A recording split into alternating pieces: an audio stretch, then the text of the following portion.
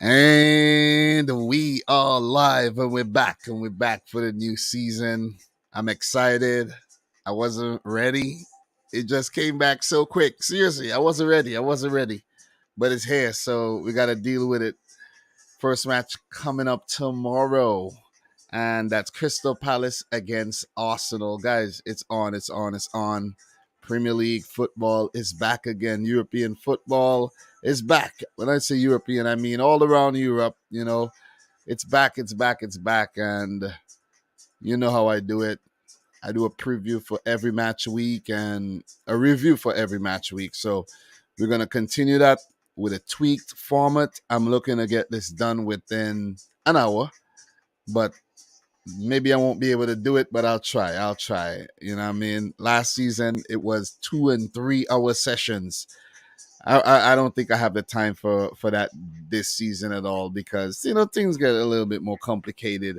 But enough with that. Enough with that. Big up to everybody watching the stream live and for all the people watching the replay. Thank you very much for tuning in. Make sure you smash the thumbs up button. It's back. It's back. It's back. And to be honest, guys, it feels really strange doing this, man.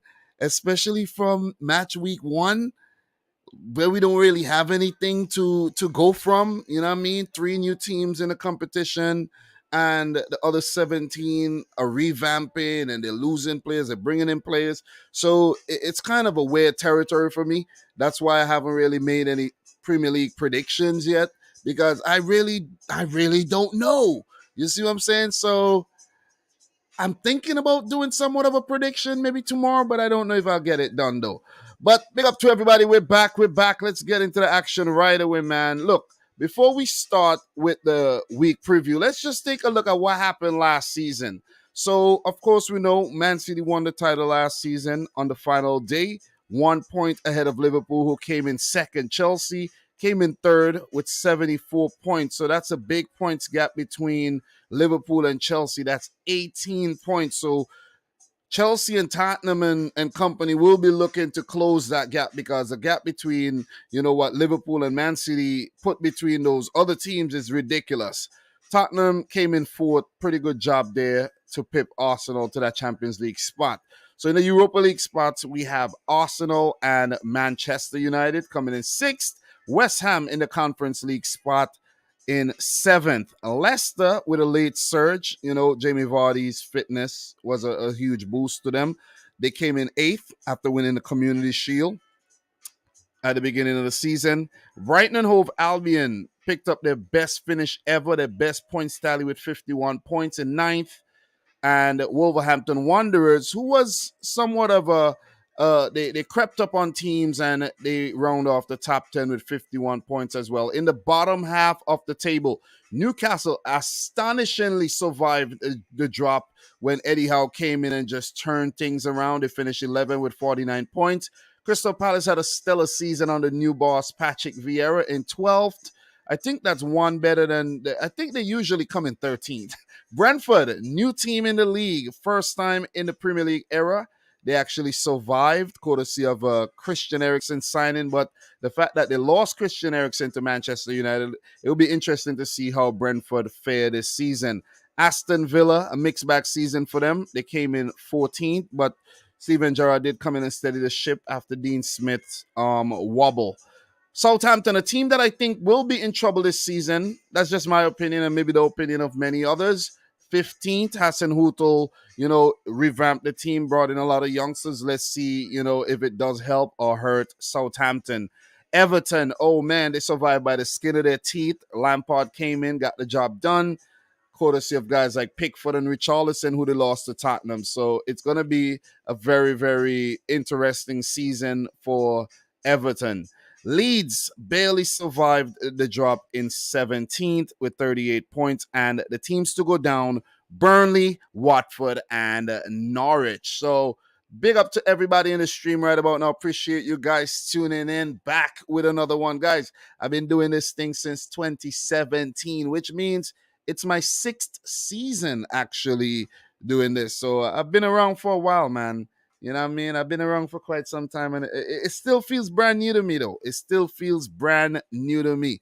Big up to everybody in the stream. Ryan, Victor, Elias, the awesome BLE, the Beatles, Magical, Mystery Tours, Very Lame, Pichu, Lego Dude, everybody in here, man. Guys, smash up the thumbs up button. We're about to get the action underway. So you guys know I have a format in which I do these. It's a preview. I run through a few things, give you guys some information, and then I give you my my prediction. You know what I'm saying? So hopefully I'm on point with the predictions this season. There was some weeks last season when I was good and others, pretty average. So the headline here, the Premier League is back for the 2022-23 season. Signings add to excitement of battles throughout the table, while the FIFA World Cup adds a new dimension where the season will be cut in half because of the FIFA World Cup in Qatar. And guys, along with VAR that's been prevalent in the league over the past few seasons, we will see an introduction of 5 substitutes per team. So that's another dimension as well. It's going to be an interesting season, man. Who's going to battle for the top spot? Is it going to be City and Liverpool again, or would we see Chelsea and Spurs, or even Arsenal or Man United put their foot in the race? So let us start, man. Let us start with Crystal Palace versus Arsenal, guys. That's the match that we're going to kick it off with. And this one is a very tricky one, you know what I'm saying? Very, very tricky. So in terms of the last meeting between these two teams, let me make sure I got all the visuals for you guys right here. Okay, right here, head to head and everything right on the screen for your eyeballs. So last season, Arsenal actually failed to beat Crystal Palace. The first game at the Emirates ended in a 2-2 draw. And at Selhurst Park, Crystal Palace defeated Arsenal 3-0. That was one of the matches that actually hurt Arsenal in their quest to get Champions League football. And interestingly, guys, since 2018, Arsenal have only beaten Crystal Palace once. There's been a lot of draws in there. So we know this one's going to be very, very interesting. As you guys could see, the head-to-head, 4 wins for Palace. One of them came last season. 14 wins for Arsenal, 8 draws. This would be the third match between Arteta and Vieira, where Arteta is yet to defeat Patrick Vieira. So, look, I don't want to go too deep into these stats and all of that. So, what I want to do is I want to talk the transfer business for both clubs. Just run through what they've done and not be too opinionated in this video right now. As we go along, like when I do the reviews and all of that, I'll give you guys my my opinions on that. So big up to the boy Ryan LFC for dropping $10 Canadian super sticker. Wow, I am surprised. Big up to Ryan. Big up to Ryan, man. Thank you for that. Appreciate you, man. All right. So I'm going to leave that right there. And I'm going to continue with what I was actually saying. So if we just change the graphic here to the squads, just to give you guys a little visual there, I'm not going to click on the players and go through everything. But in terms of the business done by Arsenal, guys, Gabriel Jesus from Man City for 52 million euros. Alexander Zinchenko from Man City as well, a left back.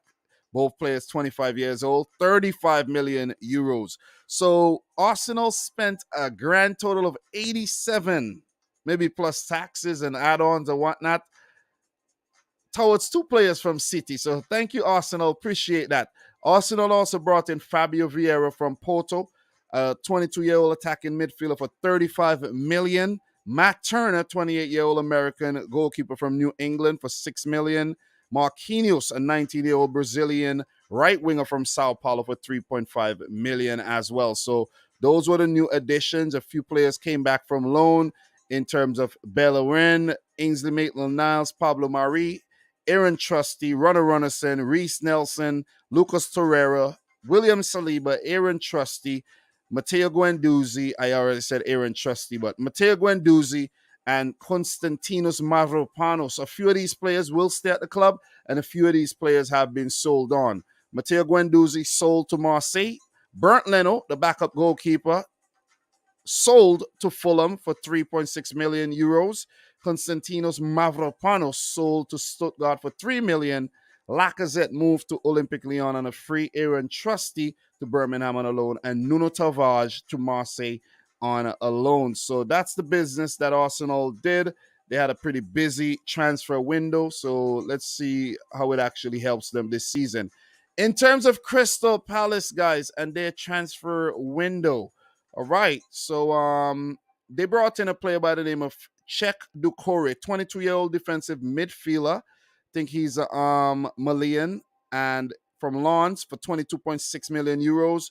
Chris Richards from Bayern Munich, 22 years old, center back from America, 12 million. Sam Johnstone, the former West Brom goalkeeper, on a free. Malcolm Ibewe from Derby County on a free. He's an 18-year-old right winger. And those are the 4 players that Crystal Palace brought in to strengthen their already decent team, in my opinion. Jacob Montes back from loan as well. So players to leave the club: Yaroslav Jacques to Zaglibe Lubin on a free. Remy Matthews to St. Johnstone on a free. While players Jacob Montes, Martin Kelly, and Cheko Kuyate are without a club. These players left the club. I was even unaware that Kuyate left Crystal Palace, so that's some new information for you guys right there. So big up to everybody once again. Do appreciate it, man. So look, the next segment that we're gonna actually move on to is, for me, the players that we that I think we should watch this season, like players to watch this season for both teams. And of course, for Crystal Palace, Will Zaha.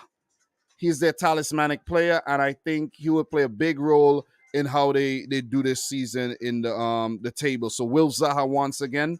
And for Arsenal, Gabriel Jesus. He had a very good preseason, and I think if Arsenal are to make Champions League football or even vie for the title, Jesus would play a big role with a lot of minutes already guaranteed for the former Manchester City striker. So in terms of player availability for this game coming up, for Crystal Palace, and Johnstone and Jack Butland are both injured, which means that Guaita should be in goal for Crystal Palace there. They got 3 quality goalkeepers there, as you guys could see. And James McArthur, the veteran, on the youngster, the very talented youngster, who was, I think, linked to Arsenal, Michael Olise, all injured. For Arsenal, Emil Smith-Rowe, the new boy, not Patrick, but Fabio Vieira, Kieran Tierney, who's always injured, and Takehiro Tomiyasu should all miss the game. Guys, in terms of a prediction here for this game, a prediction. This one was a difficult one to predict, in my opinion. I think all the first matches will be very, very difficult to predict. But I actually see this one ending in a draw because Crystal Palace, they're at home. They had a great season against Arsenal last year. They went unbeaten, picked up a win and a draw, scored a lot of goals in those games, 5 goals to be exact. And I think they're going to be a difficult team to break down. Arsenal are going to be positive, which means they're going to give chances up. And I don't think the Arsenal team will be settled yet. I think Crystal Palace would know their best 11. And for Arsenal, a few players coming in, there still will be a few chopping and changing, in my opinion, though. So I'm going to have to go for a draw here. I'm going to play it safe, and I'll have more to say in the review, the reaction when Sunday comes, because I don't want to say too much now because there's so much information to actually cover. So I'm going to go for a 2-2 draw for this one. Guys, if you have any thoughts and predictions, please let me know in the comments. I'm going to keep it short and sweet. 2-2 draw. For Crystal Palace, their next game will be against the mighty Liverpool come Monday, the 15th of August. I might actually do a watch along for that because I'm free on Mondays. And I've realized a few Liverpool games are being played on Mondays. So people might be like, why are you always doing Liverpool watch alongs? Because that's the only time I'm free. Mondays and Tuesdays. And Sundays sometimes, but later in the evening. So Crystal Palace take on Liverpool. And for the Gunners, Arsenal, their next game will be against Leicester City. So that'll do it for the first match. And guys, let me know your predictions. Let me see if we have any predictions. So Ryan saying the thumbnail is on fire. Ryan is basically the same thumbnail template from last season. I was thinking about, spicing it up a little, but I said I'm gonna keep it simple and just come back with the same one from last season because as you say, it's on fire. So the Lego dude is saying 2-2. Brawlberry, big up to you. Says hi, Dom. Everybody in here, appreciate it, guys. Make sure you smash the thumbs up button. I'm happy to be back, man. Happy to be back doing the previews. But we are going to definitely keep it rolling. All right. So the next game that I want to talk about is the game between Bournemouth and Aston Villa. This is a very tricky game to predict. The newly promoted Bournemouth back in the Premier League against Aston Villa, who had a topsy-turvy season last year. So this one's going to be very, very difficult in my opinion, but I have some thoughts and I'm going to be sharing it with you guys right about now. So, in terms of the last meeting between these two teams, Bournemouth picked up a 2-1 win. Actually, the last three meetings between the two teams, 2016, 2019, and 2020, Bournemouth won the last three matches 2-1, which is quite an astonishing feat if you ask me. So in terms of four matches, Bournemouth with 3 wins, Aston Villa with 1. Very, very, very solid record in my opinion here from Bournemouth. So in terms of transfer business done by both teams, I'm gonna hit you with a little bit of that. And just because it's the first live stream, I won't be doing this for every live stream, but if there's a new signing, I would actually give you an update on that. So Marcus Tavernier, 23-year-old left midfielder from Middlesbrough for 11.9 million euros. Joe Rothwell from Blackburn, 27-year-old central midfielder from Blackburn on a free. Ryan Fredericks, we know from West Ham, the right back, on a free. And we had Gavin Kilkenny will be going out on loan to Stoke City until 2023. So Robbie Brady actually left the club for Preston on a free. Zeno Ibsen Rossi to Cambridge for an undisclosed fee. Gavin Kilkenny, I just mentioned, to Stoke, and Gary Cahill left the club. So he did help them to get promoted, but left the club. So, guys, just so you know, the manager of Bournemouth is Scott Parker. That is Scotty Parker right now. Remember the former Fulham manager? Do we have a picture of Scott Parker here? But you guys should know who Scott Parker is, right? You should. Right? You guys know who Scott Parker is, right? I think you do. I think you do. This will be the first meeting between Scott Parker and Steven Gerrard, by the way, just for a little info. So, in terms of what Aston Villa have done in the transfer window so far, Diego Carlos, 31 million euros from Sevilla. That's a really, really good signing, in my opinion. He was linked to a lot of other top clubs around Europe, and I was really, really surprised when Aston Villa picked him up. So let's give it up to Steven Gerrard and Aston Villa for some good business there. More transfers for Aston Villa. Philip Coutinho, we know his deal was made permanent, 20 million euros from Barcelona, former Liverpool man as well, former Bayern Munich loanee. Robin Alston, his loan deal was made permanent, 3.5 million euros. Ludwig Augustinsson, a left back, Swedish left back from Sevilla, on loan. Boubacar Kamara, very, very talented French defensive midfielder, on a free. I think this could be one of the best transfers of the season if all goes well for the young Frenchman. And we had Trezeguet, Anwar El Ghazi, Lovre Kalinic, Wesley, Jaden Philogene Bides, and Frederick Gilbert. Well, Frederick Gilbert, Jaden Philogene Bides actually went out on loan, but those players came back from loan. So the players to leave, guys, this one is a huge one.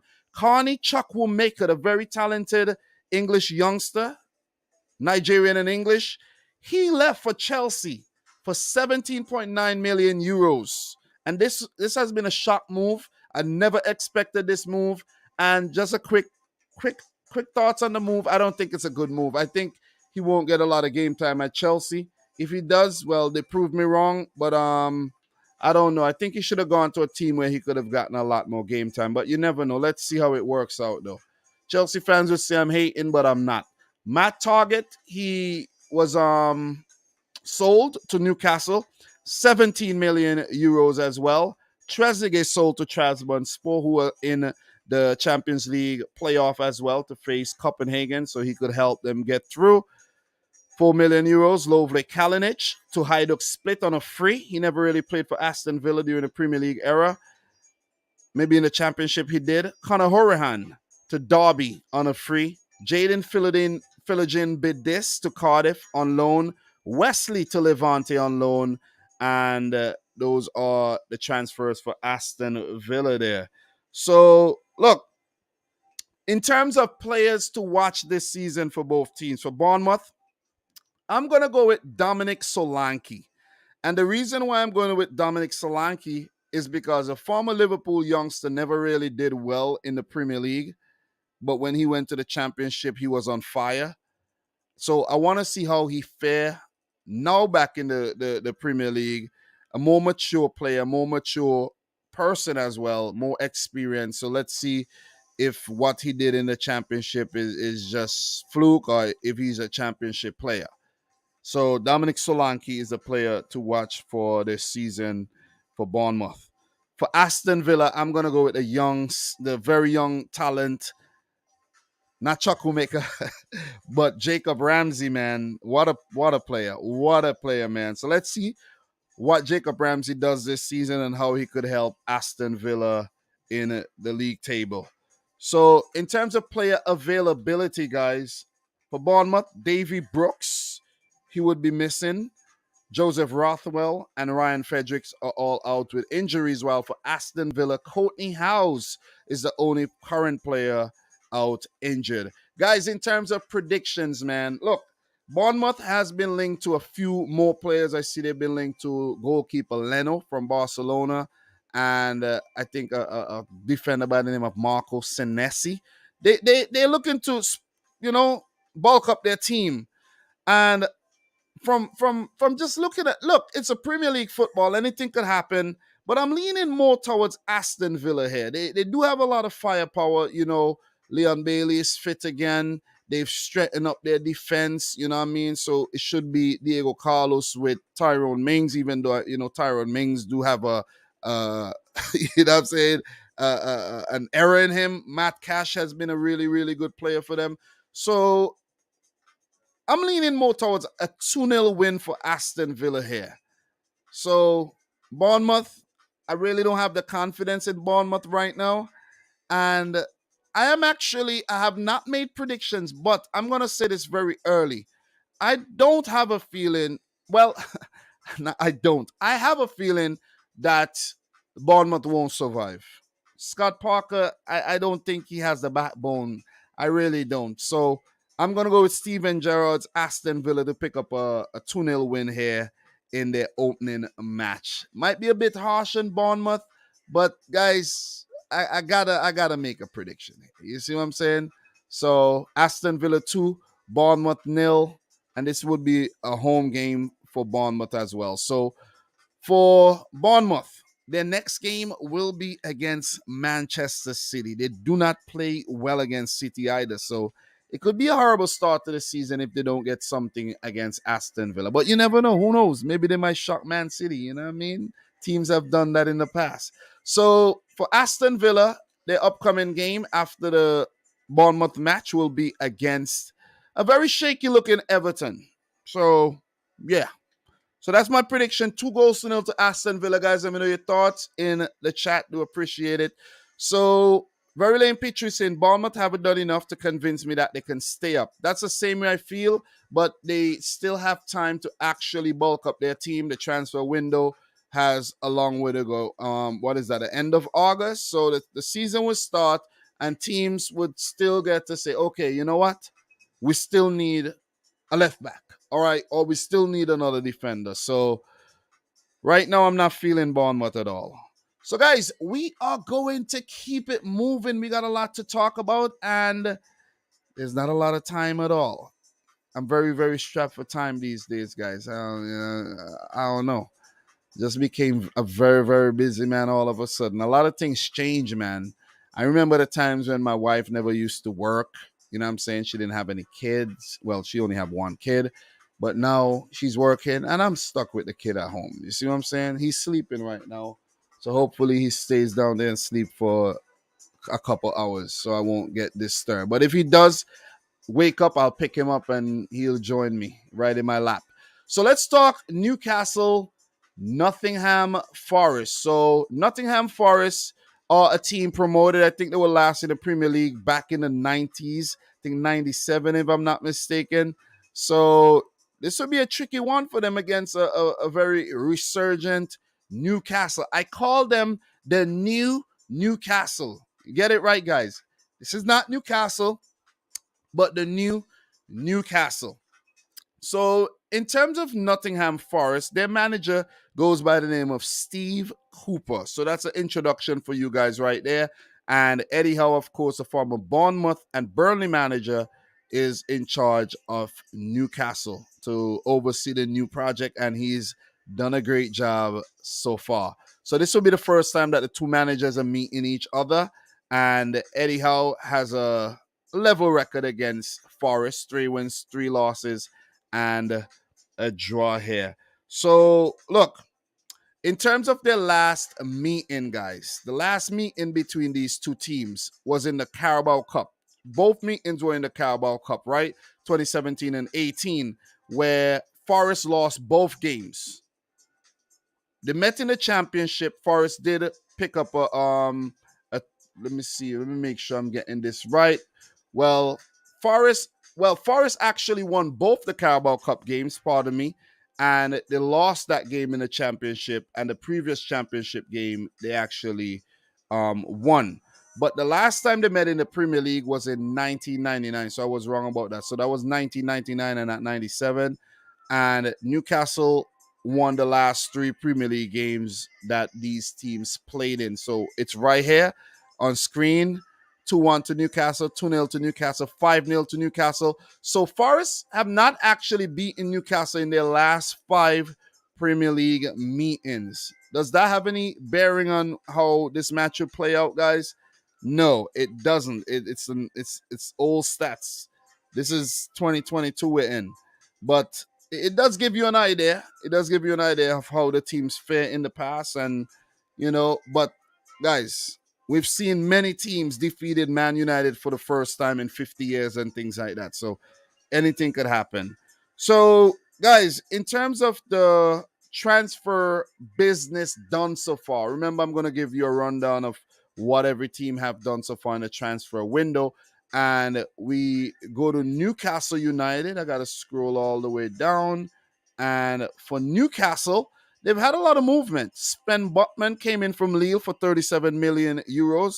That's a 22-year-old Dutch centre back. It's been linked to a lot of big clubs. Matt Targett from Aston Villa, 17.5. His loan deal made permanent. Nick Pope from Burnley, 30-year-old English goalkeeper, 11.5 million euros. I think he is one of the top signings, man. And Elliot Anderson promoted from the Newcastle under 23 teams. Let's see how he does. Isaac Hayden, he actually went out on loan to Norwich. Jeff Hendrick to Reading, and Kieran Clark to Sheffield, where Newcastle will be looking to offload these veteran players who were around the team for some time. Dwight Gale to Stoke on a free. Freddie Woodman to Preston for an undisclosed fee as well. So 5 players let go, and more should follow maybe January or next summer. So that's the business for Newcastle. And we go down to Nottingham Forest. Taiwo Owoniyi from Union Berlin, 20.5 million euros, a former Liverpool man. I'm pretty sure Liverpool are going to make some money from that deal as well.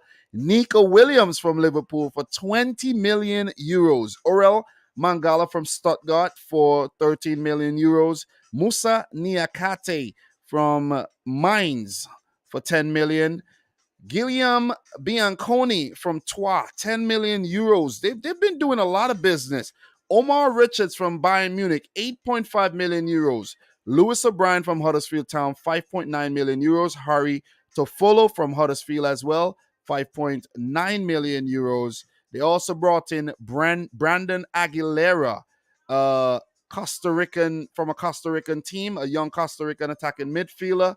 Who knows? Maybe they send him out on loan. Left to be seen. Maybe he will. Jesse Lingard from Manchester United on a free. Lord, big wage package as well. Wayne Hennessy from Burnley on a free. Dean Henderson from Manchester United on a free. On a loan, pardon me. So it looks as if it really look as if Nottingham Forest are looking to stay up by all means necessary, because that's a lot of money spent, 94 million euros to be exact, and not to put into account the wages as well. What I'm really sad for is Brice Samba, the Congolese goalkeeper who did such a good job in the championship for them, and he was shipped out to Lens for 5 million. So he didn't even get to taste Premier League football. They probably said, Brice, you're not ready, man. But I think he was the one who helped them come up and helped them in the cups as well. Carl Jenkinson to Newcastle United Jets in Australia for free. Tobias Figueiredo to Hull City on a free.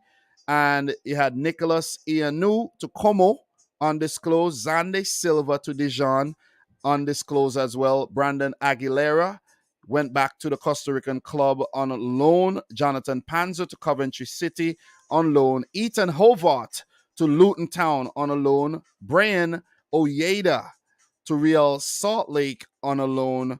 And we had players Louis Graben without a club. Gaitan Bong without a club as well. Those players were let go. So they only made 5 mil but spent 94. So that's the transfer business done by both teams, Newcastle and Nottingham Forest. In terms of players to watch here, guys, for the season, for Newcastle, I'm going to go with Bruno Guimaraes. He did pretty well when he came in last season. And for Nottingham Forest, I'm going to go for the young striker, Brennan Johnson. And the reason why I'm going for this young striker is because I want to see if he could replicate the championship form in the league and in the top tier. And that will definitely give an indication that this player is the real deal, or if he's the real deal or not. You see what I'm saying? So let's keep an eye on Brennan Johnson, man. So yeah.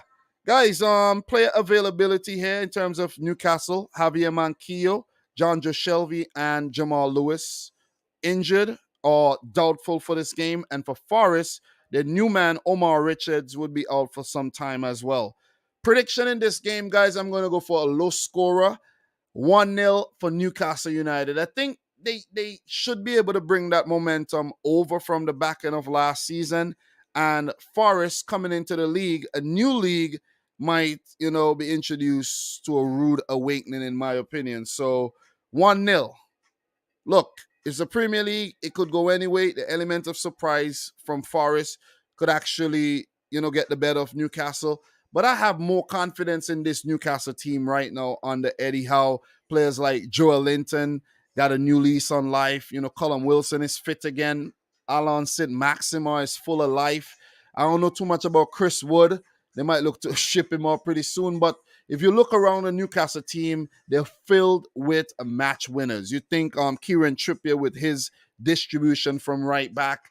You think about, Sven Botman just brought in Dan Burn and his energy and his height and everything. And Nick Pope in goal, I think, should actually start ahead of Martin Dubravka. And that, look, Newcastle looks good. But Forest, with Dean Henderson added, and the bulk of players that they brought in, they could be a force to be reckoned with. Let's just see what they do and how they fare. But I'm going to keep it simple. Newcastle 1, Nottingham Forest 0. Guys, make sure you share your prediction in the chat. We'll definitely appreciate that. In terms of the next matches, guys, for Newcastle, the next game will be against Brighton on the road. And for Forest, their next fixture will be against West Ham at home. I'm yet to really brush up on Forest. I don't even know what their stadium is called or anything yet. But yeah, so so guys, we're gonna keep it moving. But before we do, let me see what you guys are saying in the chat right now. Michael Babs is saying Liverpool for the title. King, Manchester City for the title. What else we have here? We have a late prediction. Ryan saying Arsenal 3-2 over Palace. Ryan, don't forget, Arsenal didn't beat Palace last season. Let's keep that in mind. And yeah, so let me see what else. Very lame picture 3-1 to Newcastle over Forest. Thank you very much for the predictions. Guys, make sure you smash the thumbs up button for the live stream. We'll definitely appreciate that. We have to keep it moving. We got a lot of information to get out, and we're not gonna stall at all. And guys, the next game. This is an interesting game, and this is Tottenham Hotspur coming up against Southampton. So let me first say this, man. Let me first say this before I get into this, guys. We might we might have to take Tottenham a bit serious this season because they're not looking too bad at all. They're actually looking a lot better than they did last season.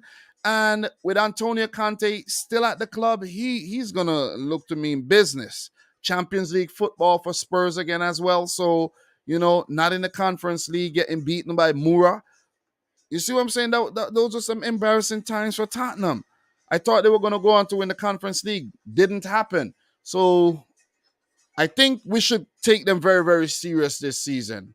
So, guys, in terms of Tottenham, Southampton, the last time these two teams met, Southampton actually defeated Spurs 3-2. And the previous match ended in a 1-1 draw. So Spurs failed to beat Southampton last season, and they'll definitely have that on their minds to overturn those poor results. Previously, they were getting the better of Southampton. They played a few times in the Cups and in the league. Tottenham picked up some good results. But over the last 10 meetings, Southampton have defeated Tottenham 3 times in the Premier League between 2019 and 2022. So even though Southampton always chopping and changing, losing their best players, they still could be a force to be reckoned with, as we should know that. City should know that. Liverpool should know that. Spurs, all Premier League teams should know that about the Saints. So Ralph Hasenhuttl coming up against Antonio Conte, as I said, unbeaten against him last season. And Conte yet to pick up any victory against Ralph Hasenhuttl. But against Southampton, he does have 5 wins out of 7 matches, a draw and a loss. 46 total Premier League matches between these two teams. Little boy is turning there. Let me see if he'll go back to sleep.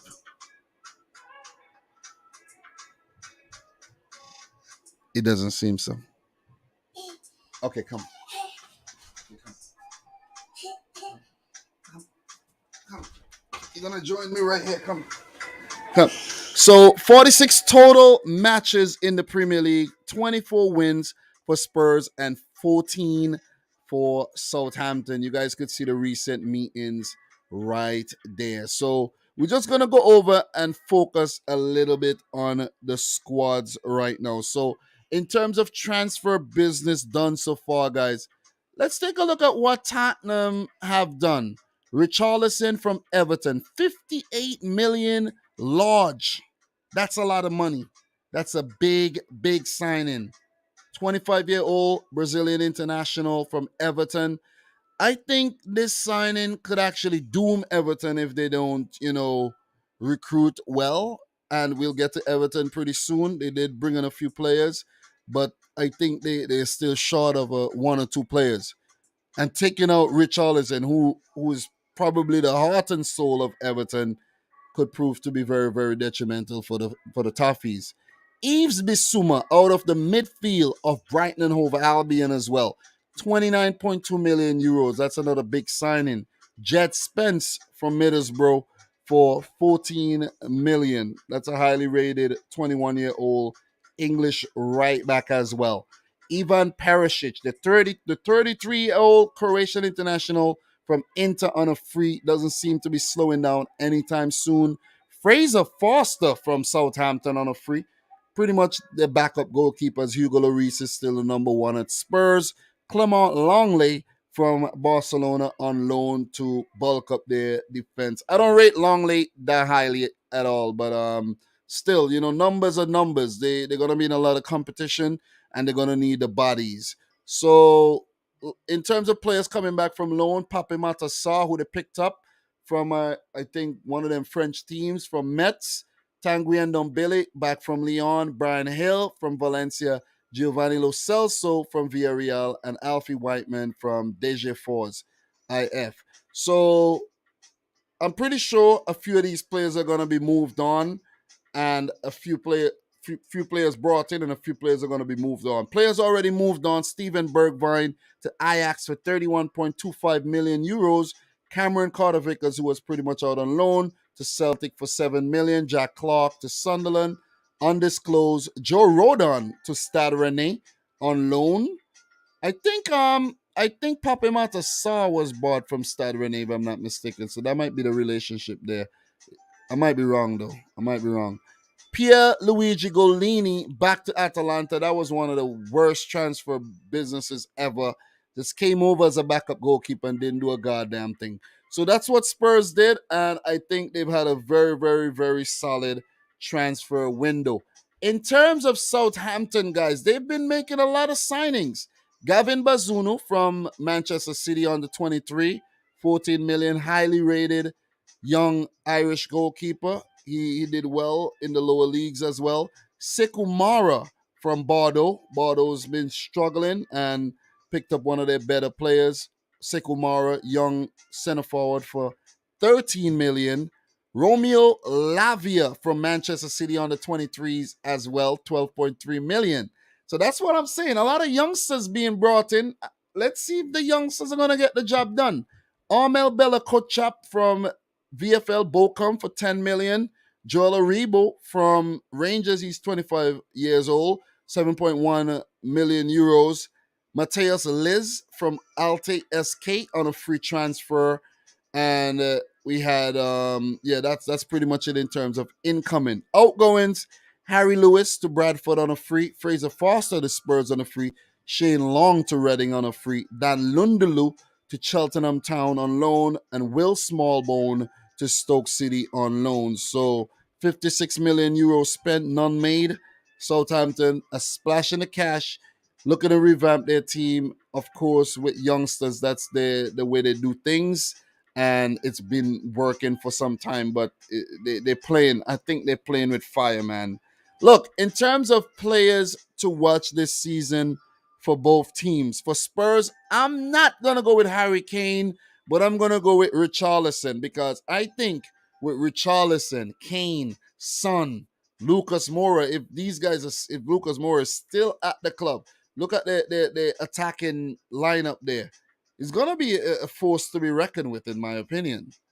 Richarlison, Kane, and Son. God damn. You see what I'm saying? So Richarlison is the man to watch for me. And for Southampton, the heart and soul, James Ward-Prowse is still at the club. So I think he'll remain there. I haven't heard any whispers of any rumors of anybody going in for him. So James Ward-Prowse should remain at Southampton. So definitely, guys, in terms of player availability for this game, Tottenham, Ollie Skip injured, and Richarlison is suspended for this game. I didn't really look into the suspension too much, but he's suspended. And Japhet Tanganga and Yves Bissouma are also doubts.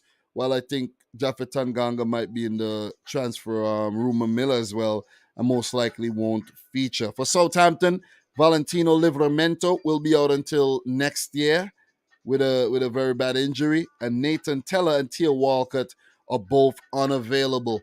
Guys, for this game, I'm gonna go with a big win for Spurs, 4-1. Get in the bed of Southampton, something they failed to do last season. So 4-1, big win to start the season out for Tottenham, and this could actually give them some inspiration, some momentum into the season. 4-1, 4-1. I have no doubts about it. I have no doubts that Spurs are going to win this game, guys. No doubts. Some neat little players at Southampton. Still got some Stuart Armstrong and Redmond and Prowse and these guys, Romeo.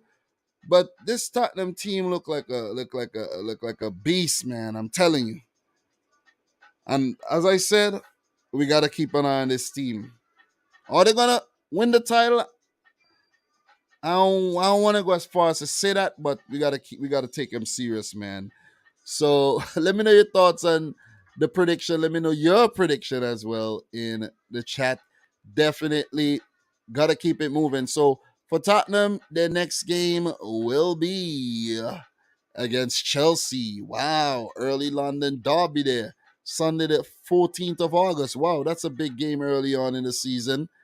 And in terms of Southampton, their next game will be against Leeds.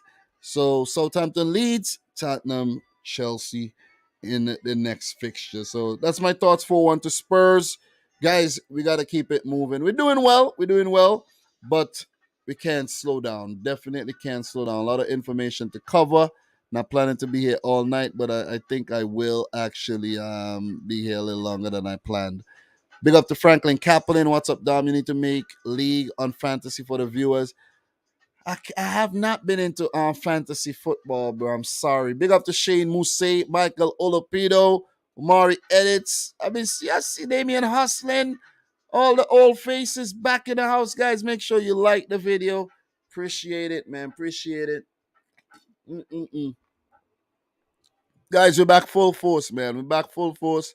Dom on daddy duties as usual, you know. I was hoping he was gonna sleep for like an hour and a half, but I guess maybe my little makeshift bed on the floor there, two couch cushions are not comfortable enough for him. Do I need to get him a water bed or something? You know what I mean? Maybe. Maybe I need to look into that.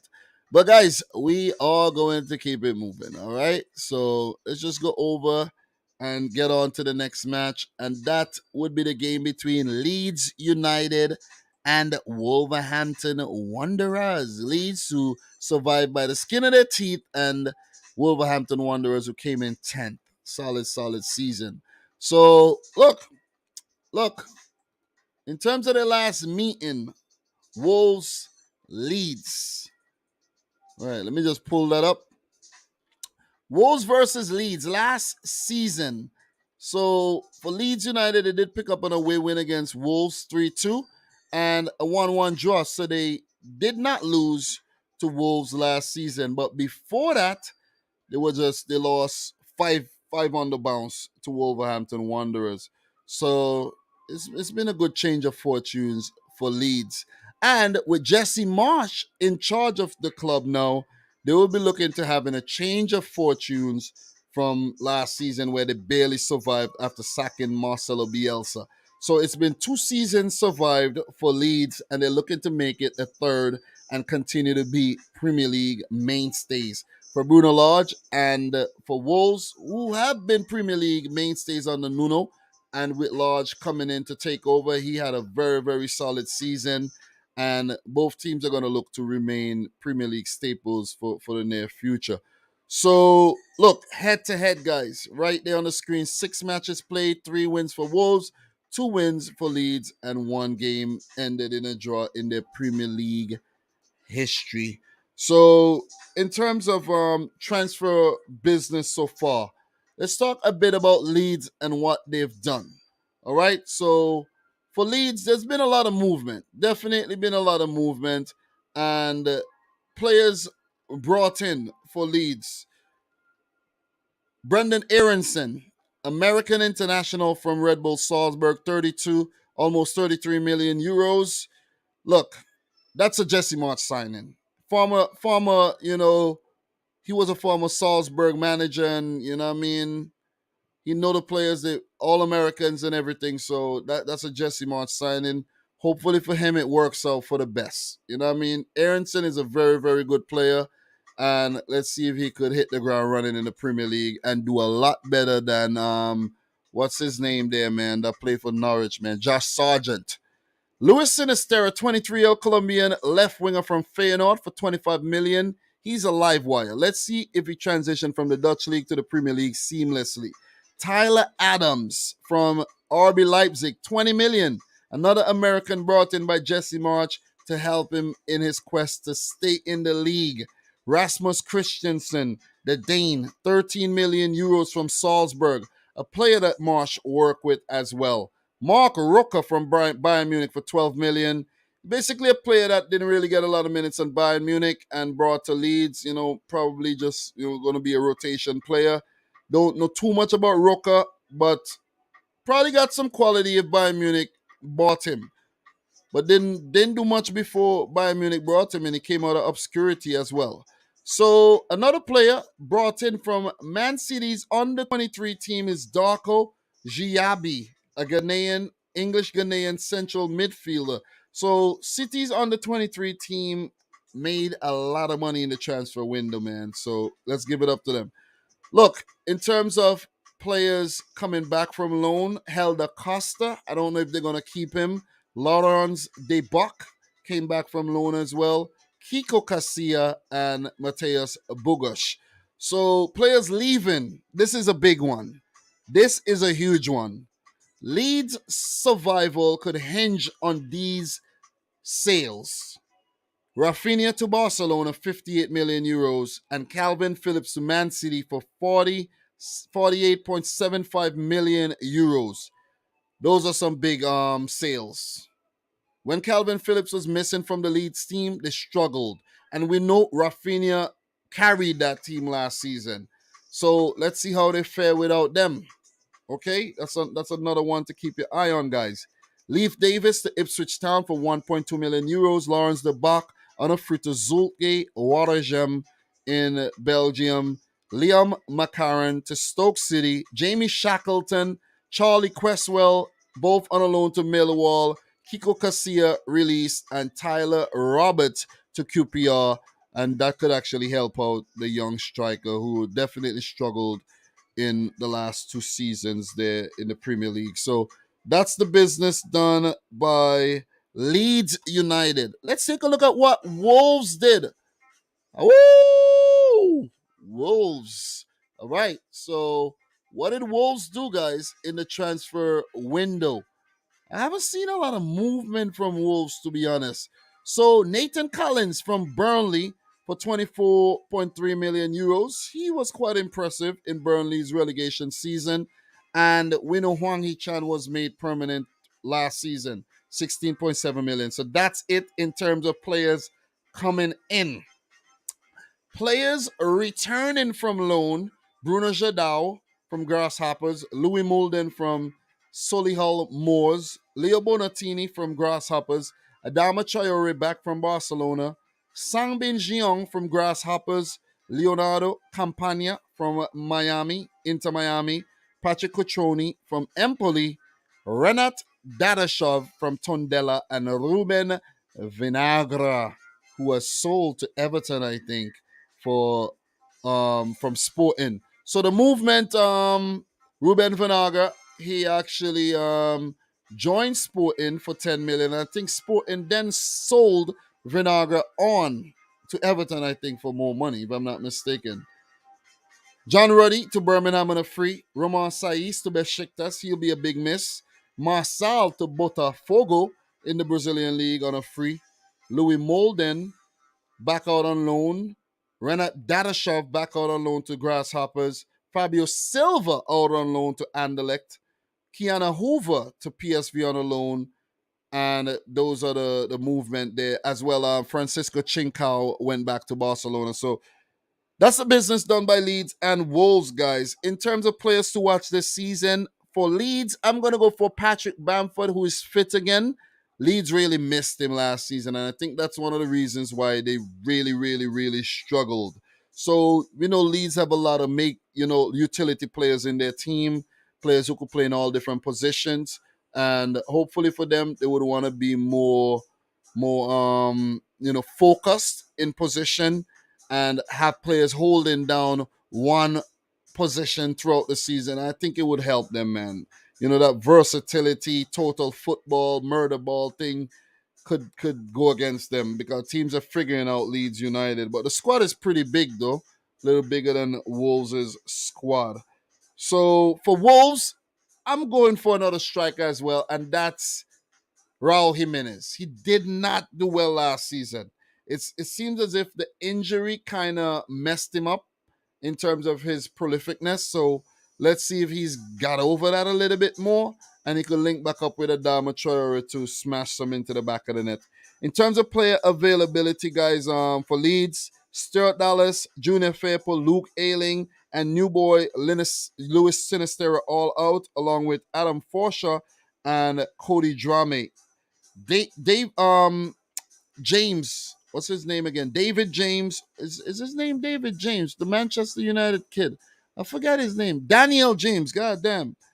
Dan James. Dave James. Liam Cooper is also out or doubtful. And remember, guys, this was Achilles' heel for Leeds United last season. A lot of players on the treatment table. So hopefully for them, they could get a lot of these players fit to help the team stay in the league one more season. So for Wolverhampton Wanderers, the very impressive Chiquinho would be out for some time with a very crucial injury.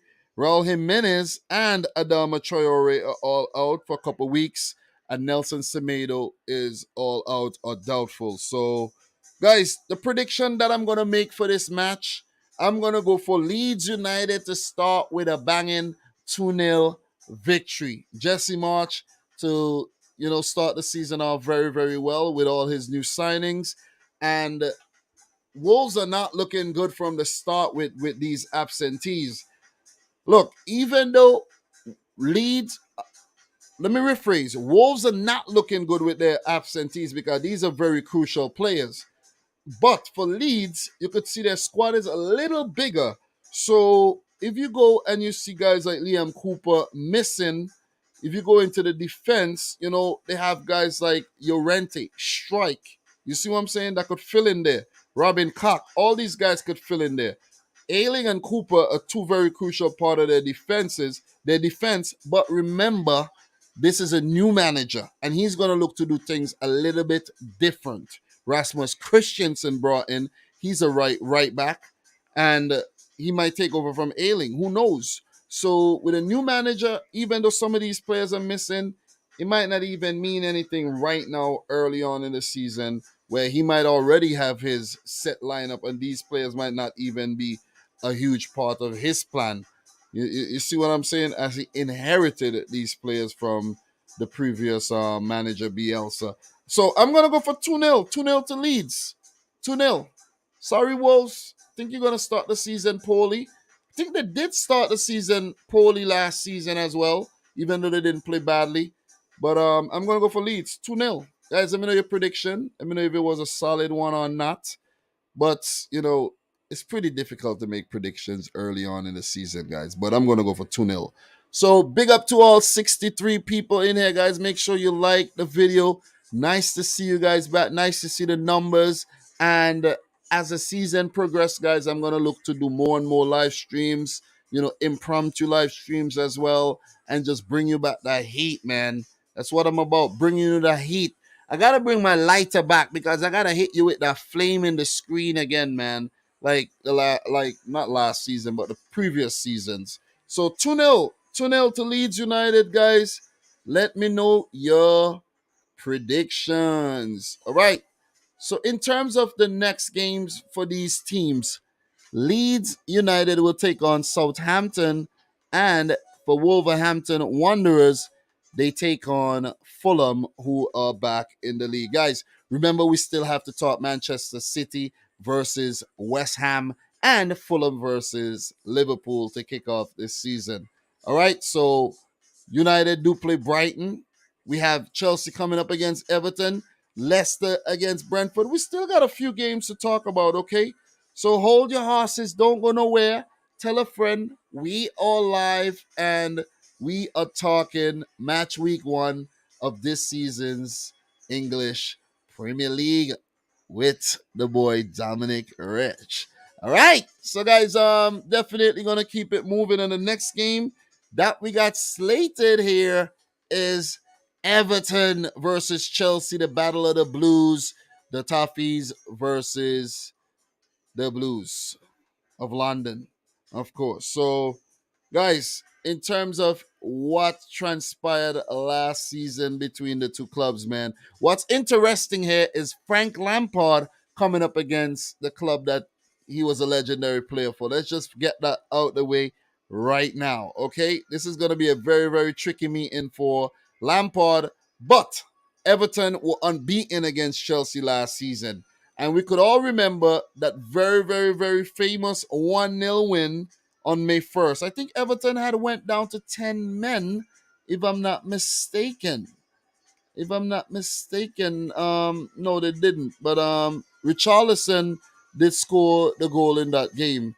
But I could remember that game. That was a very good game for Everton, and that's one of the wins that actually helped them survive against Chelsea. So that'll be fresh on their minds, and that'll, give them a lot of confidence going into this one. But guys, it's a new season, though. It's definitely a new season. Everton are without Richarlison, even though they bring in a few players. We're going to get into that. And they're not the same team. They're really not. So the last two meetings, one win for Everton and a draw. Previously, a win for Chelsea. But Everton have definitely fared well against Chelsea over the last 10 matches, guys. They have 4 Premier League wins and they have 3 draws. So Chelsea have only beat Everton 3 times in the last ten games. That's not a good stat at all. That is not a good stat. That is not a good stat if you're a Chelsea fan here. But let's wait and see what I'll say for the prediction, though. Let's definitely wait. So Frank Lampard, his only game against Tuchel and his 2 games against Chelsea, 1 loss and a win. But the win came against Thomas Tuchel. So all-time Premier League matches, 60 games, 13 wins for Everton. A lot of them coming in the last 10, which is recently. 27 wins for Chelsea, and 20 games have ended in draws. Guys, let's talk a bit about the transfer business done so far between not between but by both teams here. So let's talk Everton really quick. Not a lot of movement for Everton, but there's been a few, so we got to touch on that. James Tarkowski on a free from Burnley. I think this could be one of the best transfers of the season, according to how Everton fare. All right, if they do survive and they do well, it will be because of the defensive prowess of James Tarkowski, along with Yeremy and Co. Dwight McNeil, also from Burnley, for an undisclosed fee, but I'm pretty sure it was about close to 20 million euros for Dwight McNeil. Very talented, but have not really, I think, fulfilled that potential yet. He's still young, 22 years old. So I think he got time. Ruben Vinaga from Sporting on a loan. So that was a loan move. So 3 players brought in, and I think they still need to spend some more money because Everton are looking really, really flaky, man. They're looking real flaky. They need to spend some money. They need to go in that purse and spend. They have spent a lot of money over the years. That's the thing, without any real success. So that might be on the back of their minds as well. All right, guys, I have a call here from my wife. I don't know what she's saying. Maybe she says she's gonna stuck late. Give me 1 second. Hello. hmm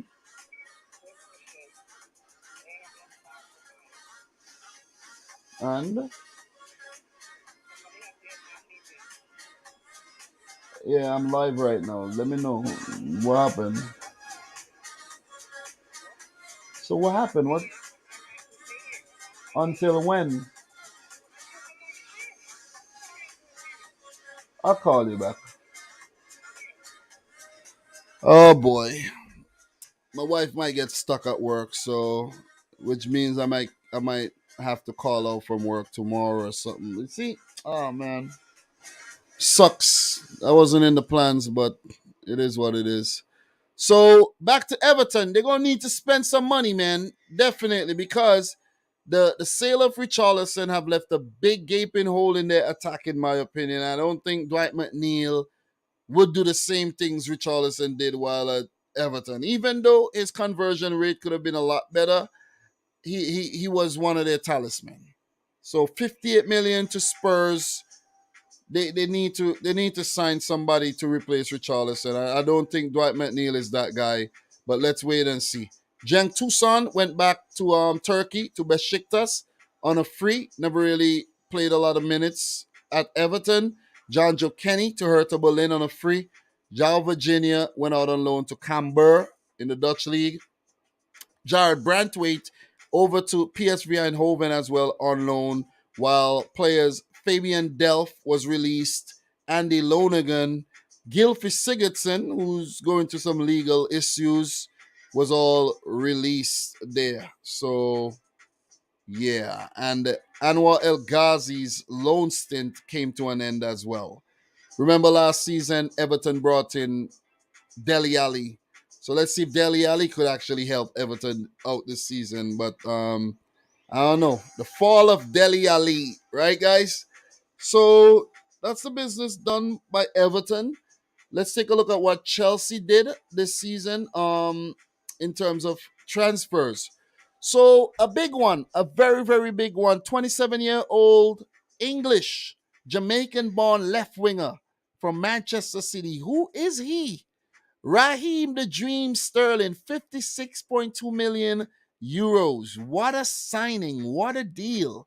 I'm actually happy to see the back of Raheem Sterling, by the way. I just want to put it out there. He missed too many sitters, man. He really does. You know what I mean? And even though he has some very, very good games, let him frustrate the Chelsea fans and not me. Okay? A big signing, huge, massive signing.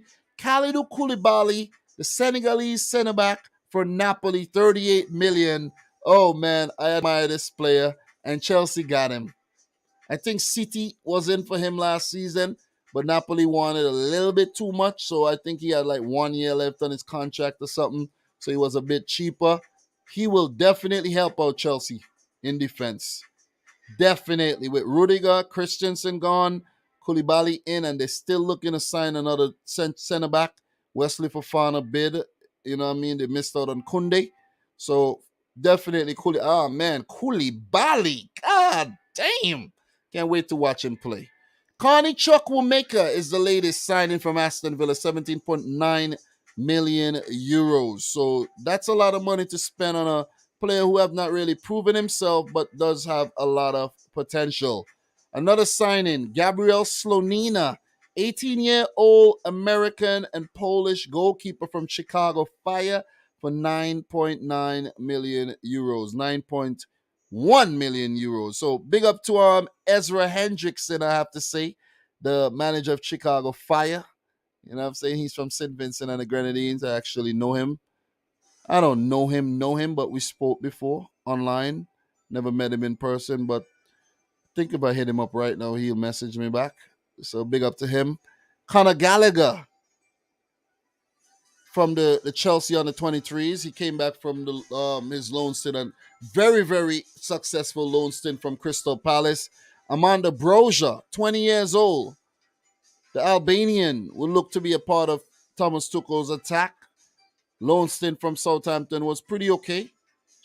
Promoted from the Chelsea under 23s. Players coming back from loan. Mishiba Shuai, guys. Yeah.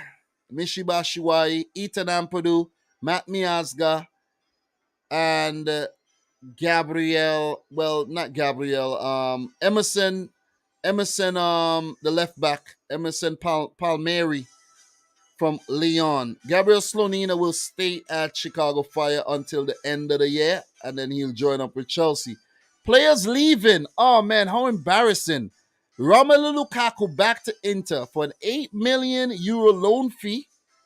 1 season, fell out with the team, fell out with the manager, and he's back at Inter. What a shame, man. 100 million euros and money wasted, man. Money down the drain. Antonio Rudiger to Real Madrid on a free.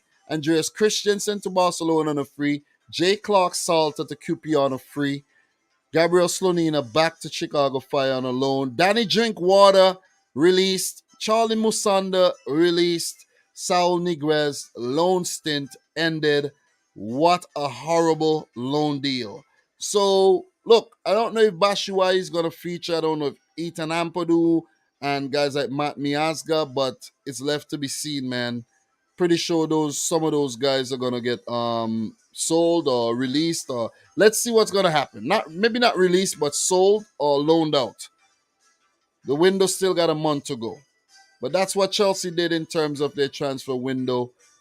They actually made 113 million. Well, no, I'm wrong. 8 million. The 113 is in the minus. They spent 121 million. So pardon me there.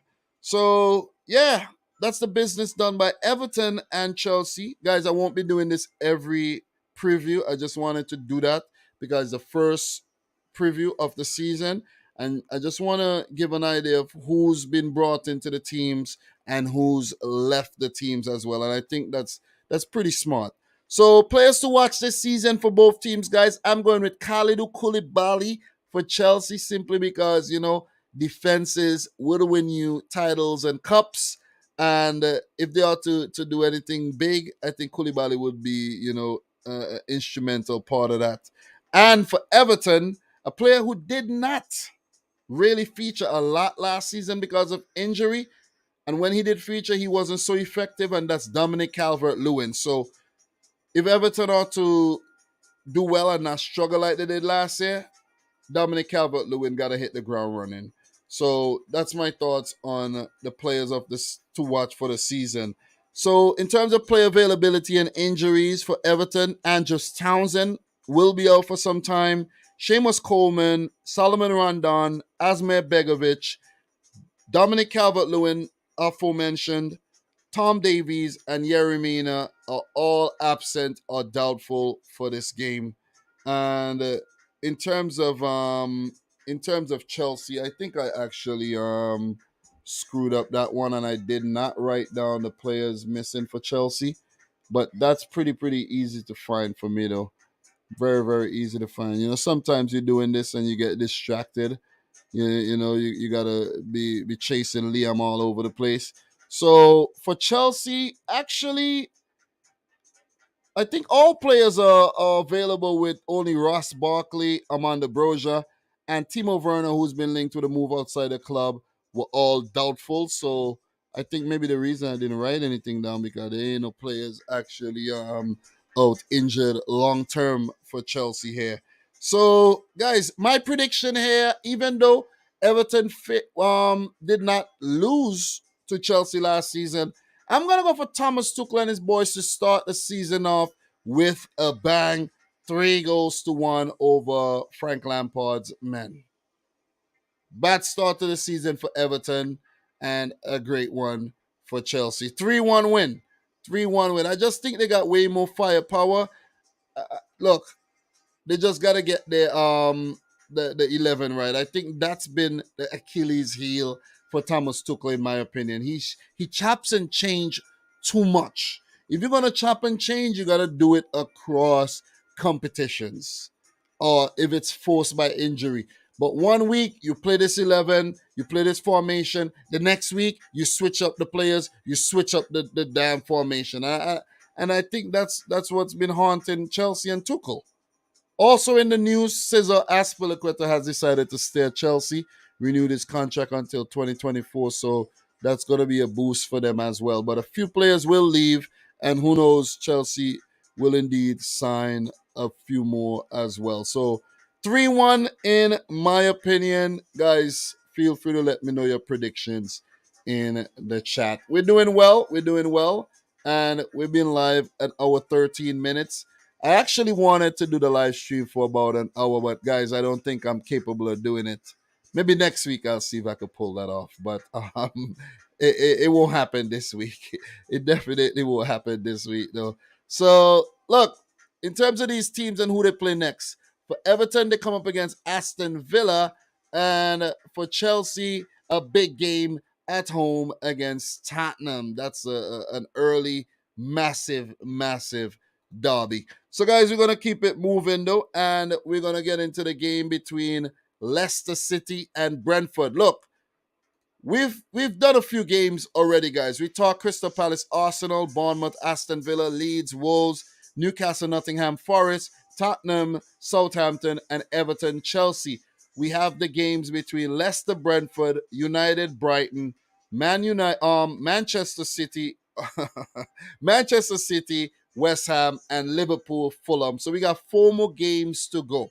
All right, so should bang those out pretty fast, right? We should. So let's talk Leicester versus Brentford. This is a very, very tricky fixture, in my opinion, because some weird things are going on at Leicester right now. We'll get to that when we get to the transfer segment. And for Brentford, I really don't know about how they stand in terms of, they look pretty shaky until Ericsson came in and then Ericsson left. So, both clubs are in a very, very tricky state right about now. So, look, let's start the King Power to face Brentford. Last season, Leicester City won both the matches and they've won the last 4 meetings between themselves and Brentford, where they did meet in the FA Cup as well. So, Leicester should feel very, very confident going into this, but that's the past. Brendan Rodgers coming up against Thomas Frank. Both managers were in charge of their respective clubs last season, and Frank needs something against Leicester because Brendan Rodgers got a perfect record, basically a perfect record against Brentford. So how would they fare against each other? It's left to be seen. Let's talk about the transfer business done so far by both clubs. And let us start with Leicester. Not much. No player brought in. The only player coming in is Dennis Pratt, back from loan from Torino. No incomings for Leicester, but shockingly, Kasper Schmeichel, 35-year-old goalkeeper who won the title with them, who won the FA Cup with them, won the Community Shield with them, left for Nice for €1 million. I was like, what? What is going on here? Eldin Yakupovic, another goalkeeper, actually was released as well. And Ademola Lookman, who's been linked to the move to Atalanta, sent back to RB Leipzig, and he had a quality season. I was surprised they didn't try to sign him.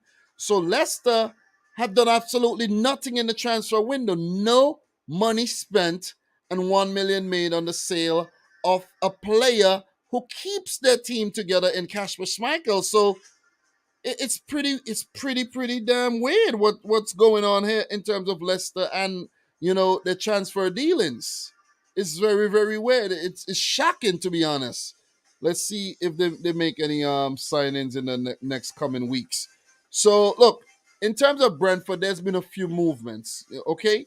And they brought in Keane Lewis Potter from Hull City, 21-year-old left winger, 19 million euros. That's a lot of money, though. That's a lot of money to spend on a player from the championship.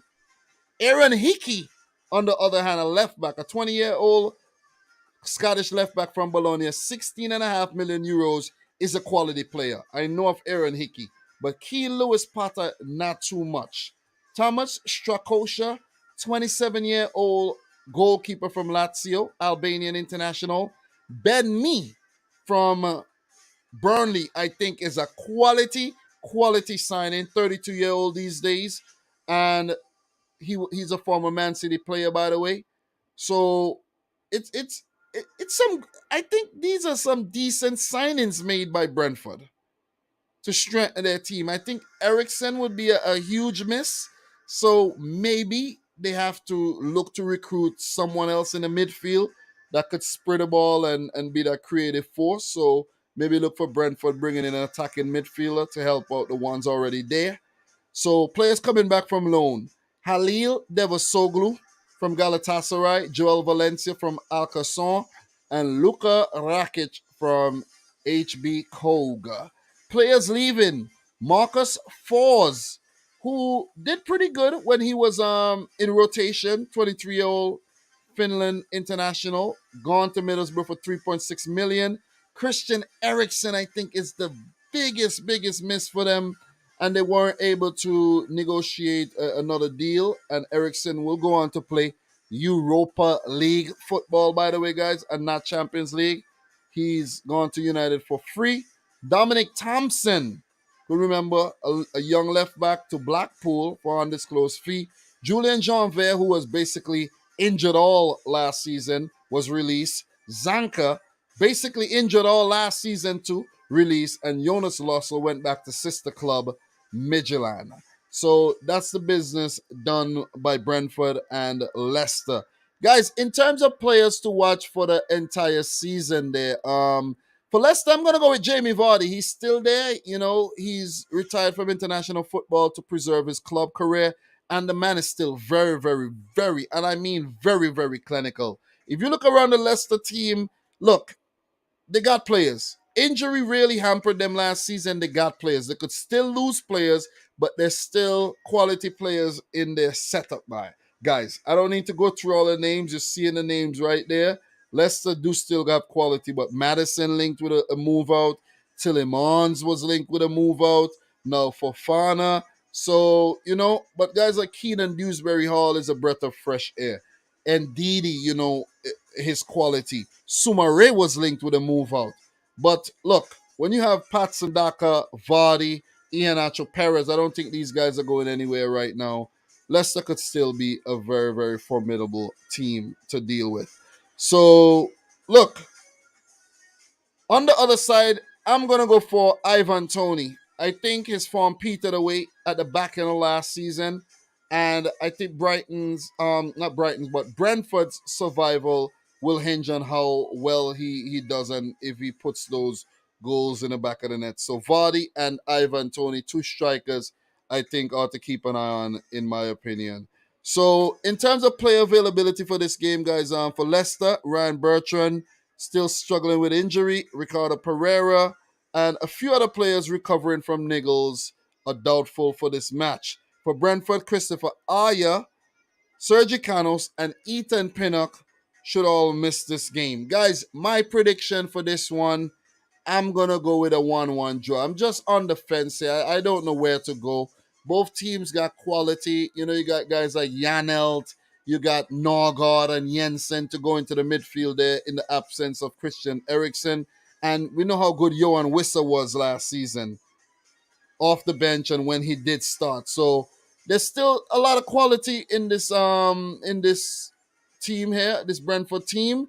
And look, with the addition of guys like Ben Mee and Co., I think they could still be a very difficult team to break down. So I'm going to play it safe and say a 1-1 draw. Guys, please let me know your prediction in the chat. Would definitely appreciate that. So, look, in terms of who they play next, for Leicester City, their next game will be against Arsenal.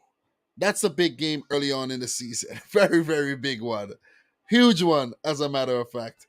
And for Brentford, who did start the season off very, very brightly, they play against Manchester United. So, as a City fan, I'm hoping they start the season off brightly, maybe with a massive win against United. You know what I'm saying? You know, unless Christian Eriksen has something to say about that. But that's my thoughts on this match, guys.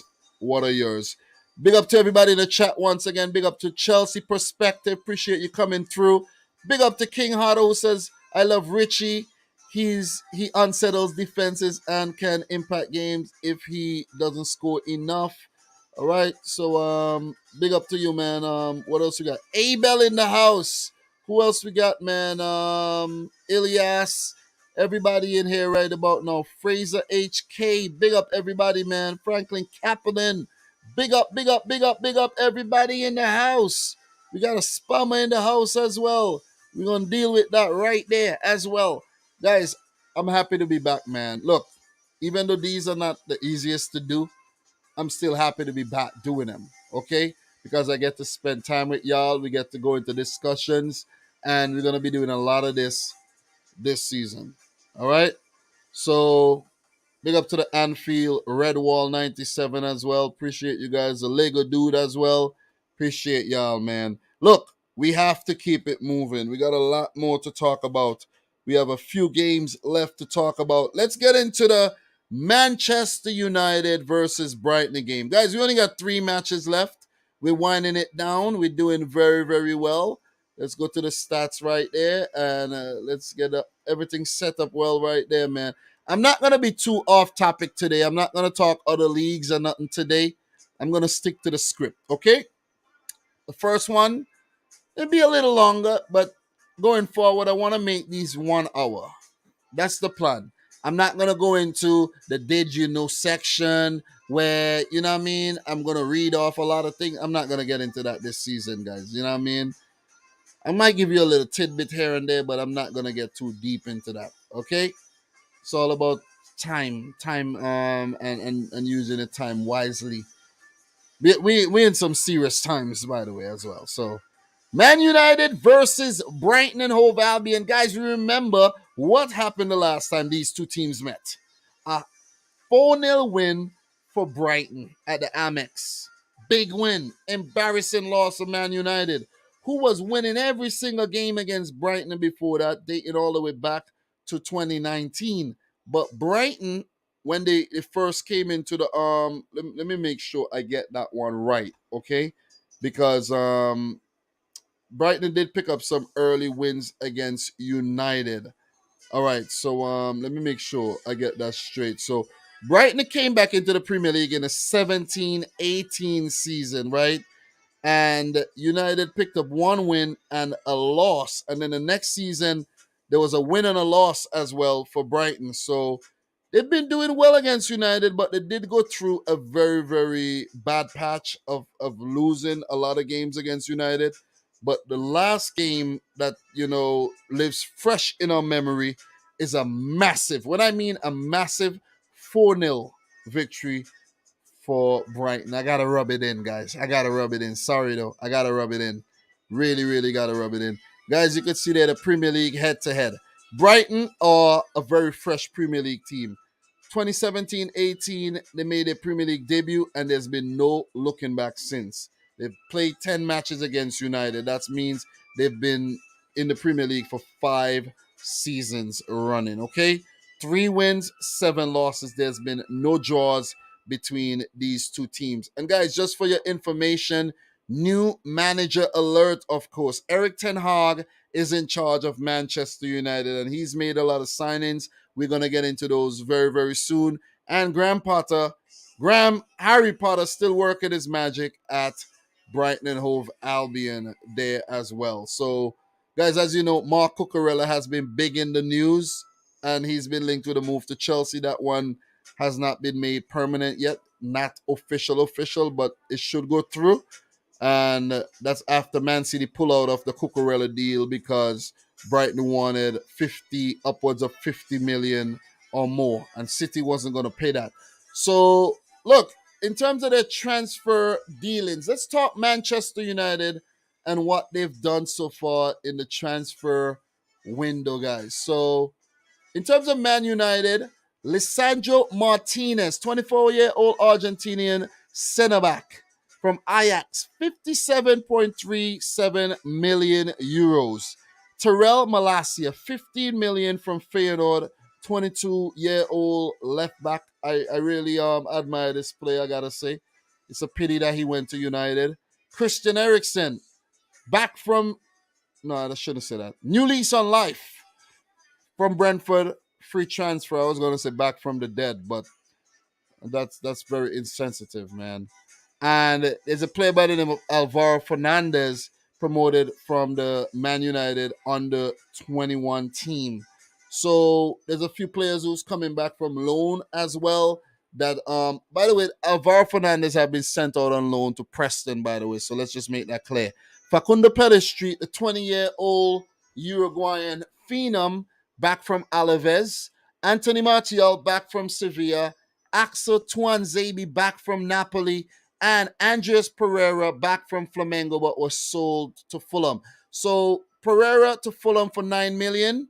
Jesse Lingard on a free to Nottingham Forest. Still making big bucks though. Nemanja Matic to Roma on a free. Paul Pogba to Juventus on a free. Alex Telles, what a waste of money from Porto to United and not really use that much and on to Sevilla. Sevilla would use him. I think he'll be a very good player at Sevilla. He's gone there on loan, pretty much probably will be sold on. Dean Henderson to Forest on loan, should have stayed his ass at Sheffield United. Alvaro Fernandez to Preston. Edinson Cavani, his contract ended. He's moved on. Lee Grant retired. And Juan Mata contract ended as well. So that's how the United team looks this season. You have guys like Danny Van de Beek. I think, should have been mentioned here in the players returning from loan, but wasn't. And he may have returned from loan early last season too, if I'm not mistaken. But Danny Van de Beek would relish the opportunity to work under his former manager Eric Ten Hag, who he flourished so much under at Ajax with the likes of De Jong and De Ligt and Lasse Schöne and Tadic and co. So it's going to be an interesting season for Manchester United. I hope they fail, but I think they're going to do okay though. Europa League maybe. I got the jokes, man. I always got the jokes when it comes to United. Guys, when it comes to Brighton, in terms of their transfer business, this is what they did this season. Julio Enciso, an 18-year-old secondary striker from Libertad in the Paraguayan league, and they paid 11.6 million euros for him. Simon Andigra from Nordirland for 8 million as well. And he's a 20-year-old left winger from Cote d'Ivoire. And I know I'm not seeing this, but okay, yeah, I'm seeing it. Actually, this player was their player. Dennis Undav was actually Brighton's player, and he ripped up the Belgian league for Royal Union St. Gallois. So he's back at Brighton, and I'm pretty sure they're going to try to hold on to him. Hayden Roberts sent out on loan. Andy Zakiri back. Kasper Kozlowski, who was at Union St. Galloway as well. Taylor Richards, Michael Kobernick, Florian Andoni. They have a lot of players coming back from loan, and I'm pretty sure a few of them will go back out and a few of them will be, stay back at the club. So in terms of outgoings, Yves Bissouma to Tottenham, 29.2 million euros. Leo Ostigard to Napoli, 22-year-old centre-back, 5 million. Tudor Baluta, he went to FCV Faro in the Romanian league on a free. Michael Kobernick to Fortuna Düsseldorf on loan. Andy Zakiri to Basel on a loan. Taylor Richards to QP on a loan. Aaron Connolly went to Italy over in Venezia on a loan. Abdallah Sima, a player who got a bright future, to Angers on loan. Hayden Roberts to Derby on loan. And Simon Andigra on loan to Union St. Galloway as well. So the loan army is growing. I think they still maybe need to sign one or two more players. But Brighton, they recruit very well, and they still got a lot of players in their ranks, man. And one player that come to mind, a player that I think we should keep an eye on again this season, is Leandro Trossard, their talismanic forward. Okay, you know how good he is. If there's a player that's gonna pop up and score a couple goals against top teams, it's Leandro Trossard, the Belgian, who should be in action for Belgium at the 2022 World Cup, barring any pandemic breakouts or anything. So the Man United player to watch for me is not Cristiano Ronaldo, who's still at the club and who might actually stay on at the club, right? Don't forget, Ronaldo is still a Man United player. Christian Eriksen is there. Bruno Fernandes is there. Anthony Martial, Marcus Rashford, Fred, along with the new signings. But the player that I'm going to keep an eye on is Jadon Sancho, because I think he flopped really hard last season. Really, really hard. He did have a few good games, I'm not going to lie, but he was goddamn awful last season. And if he have another poor season, oh man, it could be one of the biggest flops of all time. United would have to look to move him on and cut their losses. So let's keep an eye on Jadon Sancho. And in terms of player availability and, injuries and so on, guys, for this one, For United, Anthony Martial and Mason Greenwood would miss this game. Mason Greenwood, of course, you know, most likely still going through his legal battles. I think I have to make a video about that, update you guys on what's going on with that. And there's a few players recovering from injuries. They should be fine as well. But if you take a look at this Man United roster, guys, Phil Jones is still part of the club. Eric Bailly, Lindelof, Harry Maguire. Guys, there's Varane, Luke Shaw, Wan Bissaka. These guys are still there. So this is what the team looks like right now. There's going to be a lot of youngsters involved because, Ten Hag works very well with youngsters. And it's going to be a mixture of young and old. Amad Diallo, he should be involved as well. Guys like Ilanga, Shoretaya, all these guys should be involved. So it's going to be interesting to see how Man United's season goes. I don't think they're going to win the title, but, they will give, they will challenge. They will challenge for that top 4 spot. But most likely will end up in the Europa League, though. That's an early prediction. That is an early prediction. So for Brighton, Jakob Moda is the only player still out injured. Guys, my prediction for this one is a whopping 3-1 victory for United. Even though Brighton could be a very difficult team to break down, and they do play some very, very attractive football with guys like Tariq Lamptey, Pascal Gross, the list goes on. Alexis McAllister, they have quality. They do have a lot of quality in their team, but I think last season, when they lost Dan Burn, it left a hole in their defense as well. And if they do lose Mark Cucurella, like they already lost Yves Bissouma, it could further hurt this team. Okay, so I'm gonna go for United to win though. I think they look the better team going into this game, and I still won't be surprised if United lose because that 4-0 loss is on fresh on their minds. But I think they'll get their revenge here and pick up a win. How dare you start the season with a embarrassing loss, Man United, at the theater of dreams and nightmares? How dare you?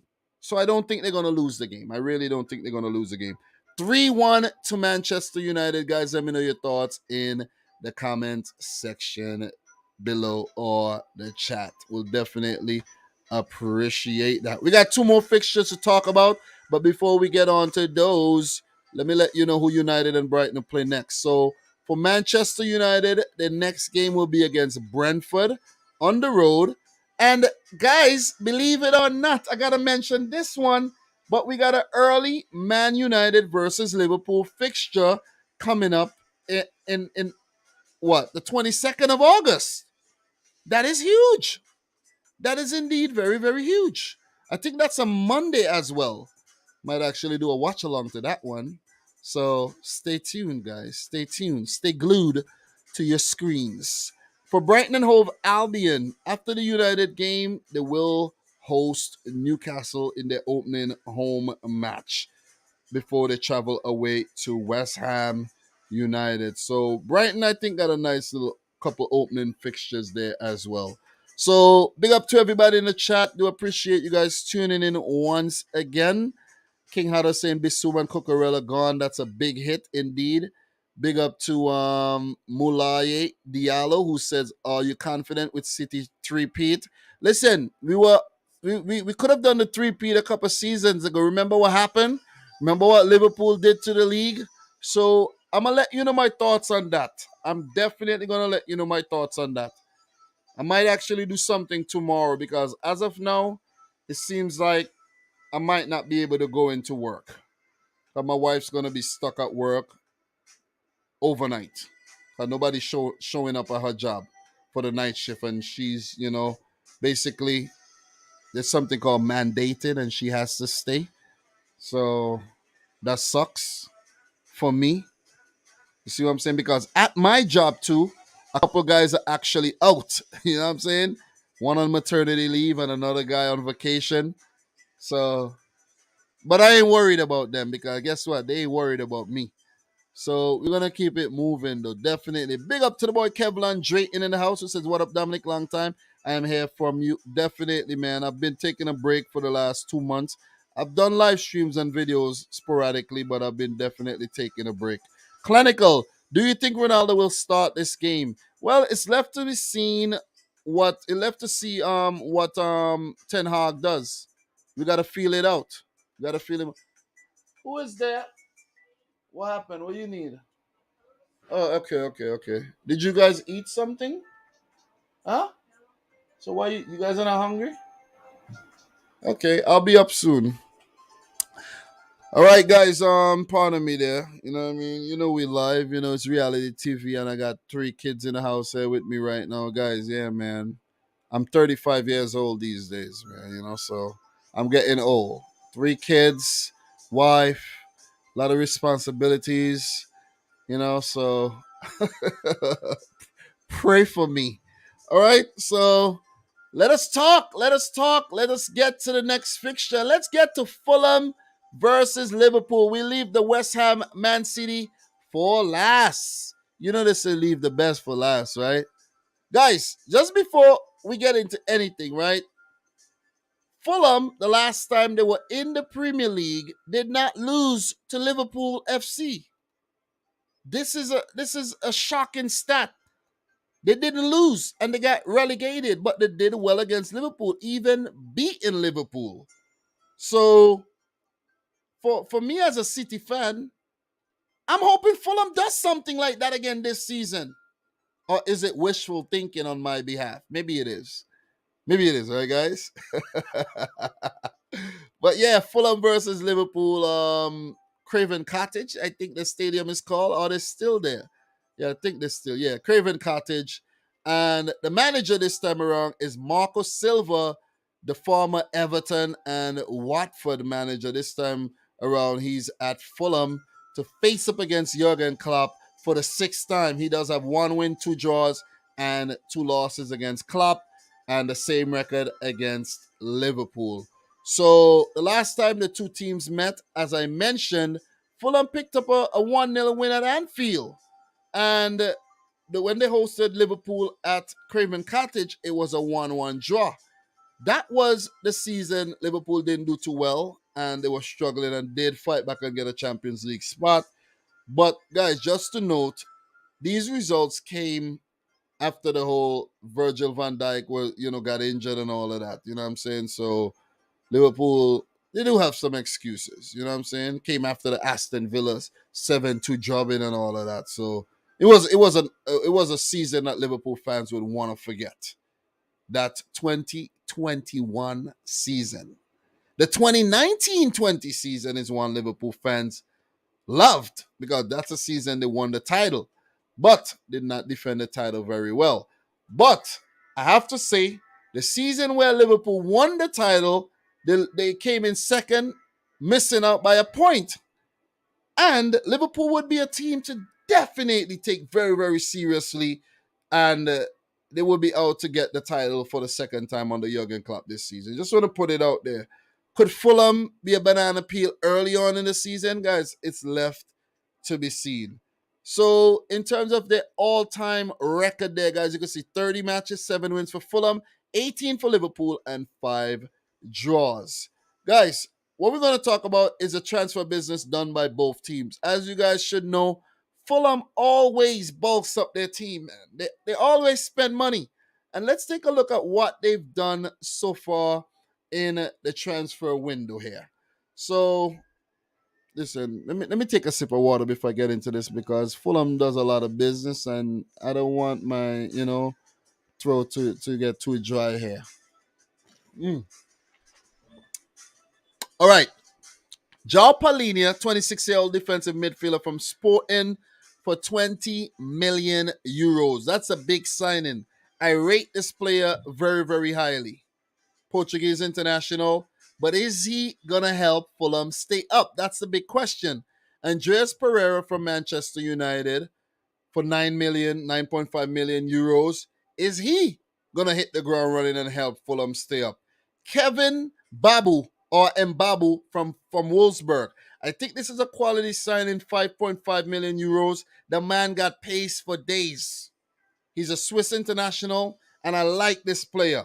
And Bert Leonard from Arsenal for 3.6 million, I think is a quality signing for a goalkeeper. Manor Solomon, 23-year-old Israeli international from Shakhtar Donetsk on loan, is another very, very good signing. So, look, this time around with Fulham under Marco Silva, they look a lot more assured than they were the last time they were in the league when they were switching managers like they were playing musical chairs. Okay, I could remember Ranieri taking charge at one point and all, and still getting sacked. I think Scott Parker had ended up with the job at the end of the season, if I'm not mistaken. Can't even remember what happened. But look, players let go. Andre Frank Zambo Anguissa, the Cameroonian international, was sold to Napoli for 15 million. He did pretty well, but Fulham bought him a couple seasons ago, got relegated, loaned him out, brought him back, got relegated, loaned him out, and now they're selling him. Fabio Cavallo to Liverpool for 5.9 million is going to be a big miss because he's the one he's one of the players that really, really helped Fulham to get promoted. So another player let go, Jean-Michel Seri, who used to be linked to Barcelona. He's gone to Hull City on a free transfer.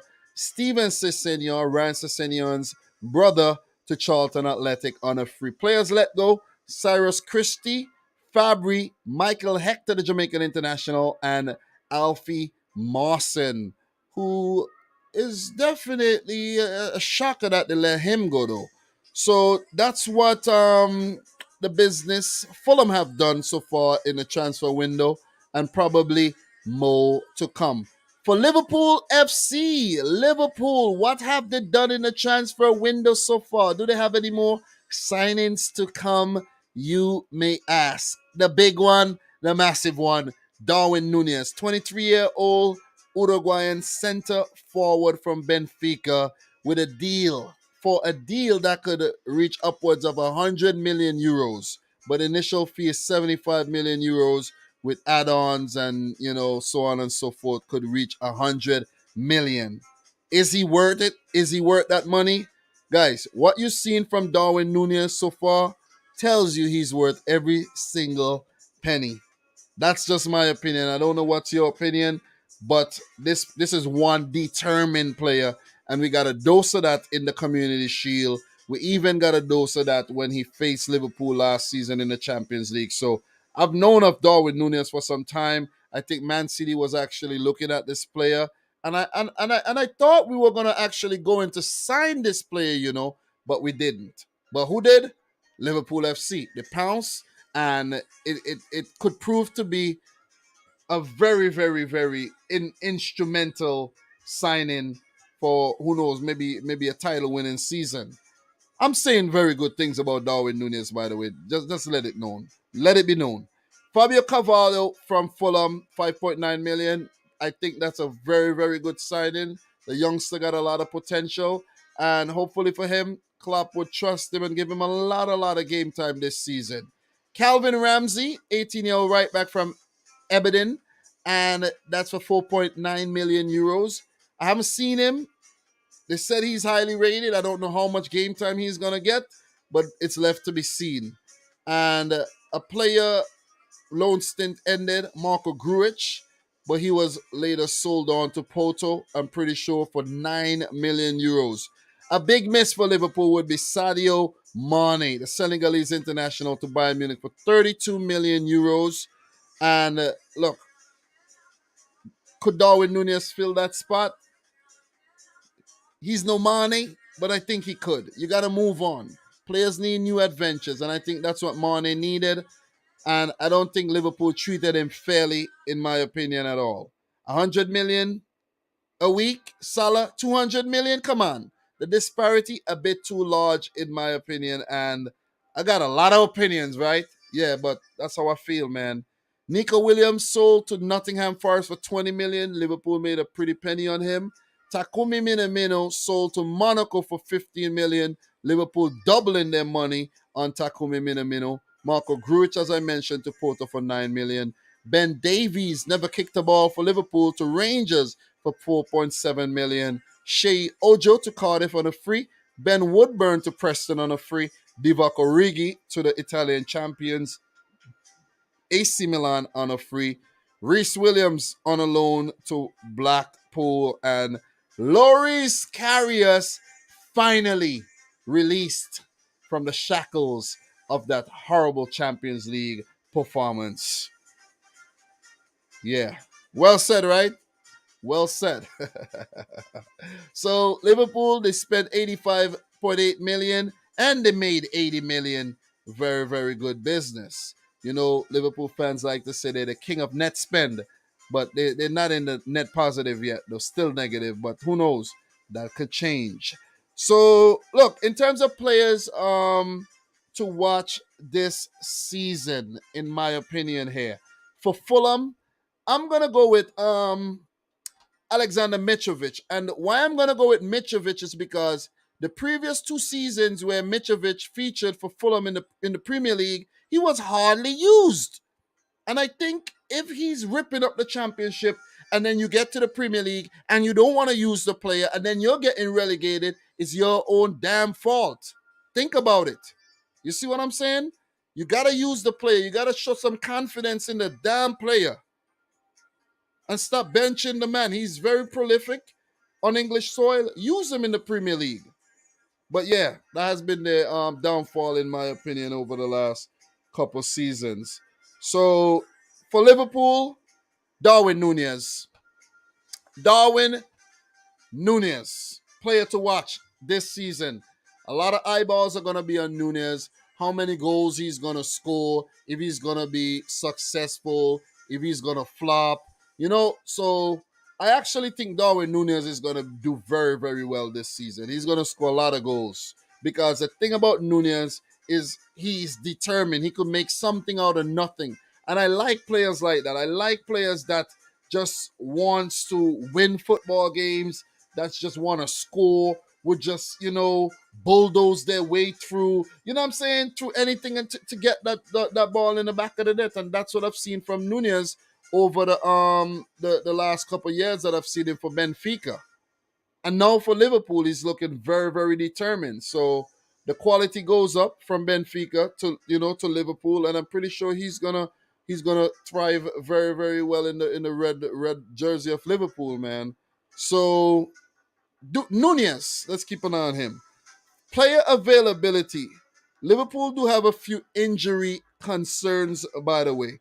Right now, Diego Jota, Curtis Jones, Quivin Kelleher, Alex Oxlade-Chamberlain are all out for short term and long term, while Kostas Tsimikas, Alisson Becker, and Konate should have been recovered from their little injuries and could feature or be on the bench for the opening match here. So, guys, it gets to the point where I let you know my prediction for this one. Look, Fulham, they didn't lose the last time they were in the league against Liverpool. But to be honest, from what I've seen from Liverpool in the opening fixture this season, the Community Shield, these guys mean business again, man. These guys are not playing no games, man. They're not playing no games. And it would be a shock if Fulham's, is to be a banana peel for them early on in this season. And I don't think that's going to happen. I think Liverpool are going to come out the blocks very fast and they're going to pull out a very convincing 3-0 victory to start the season. Sorry, Fulham, but it is what it is, man.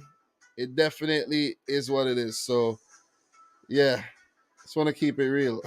You see what I'm saying?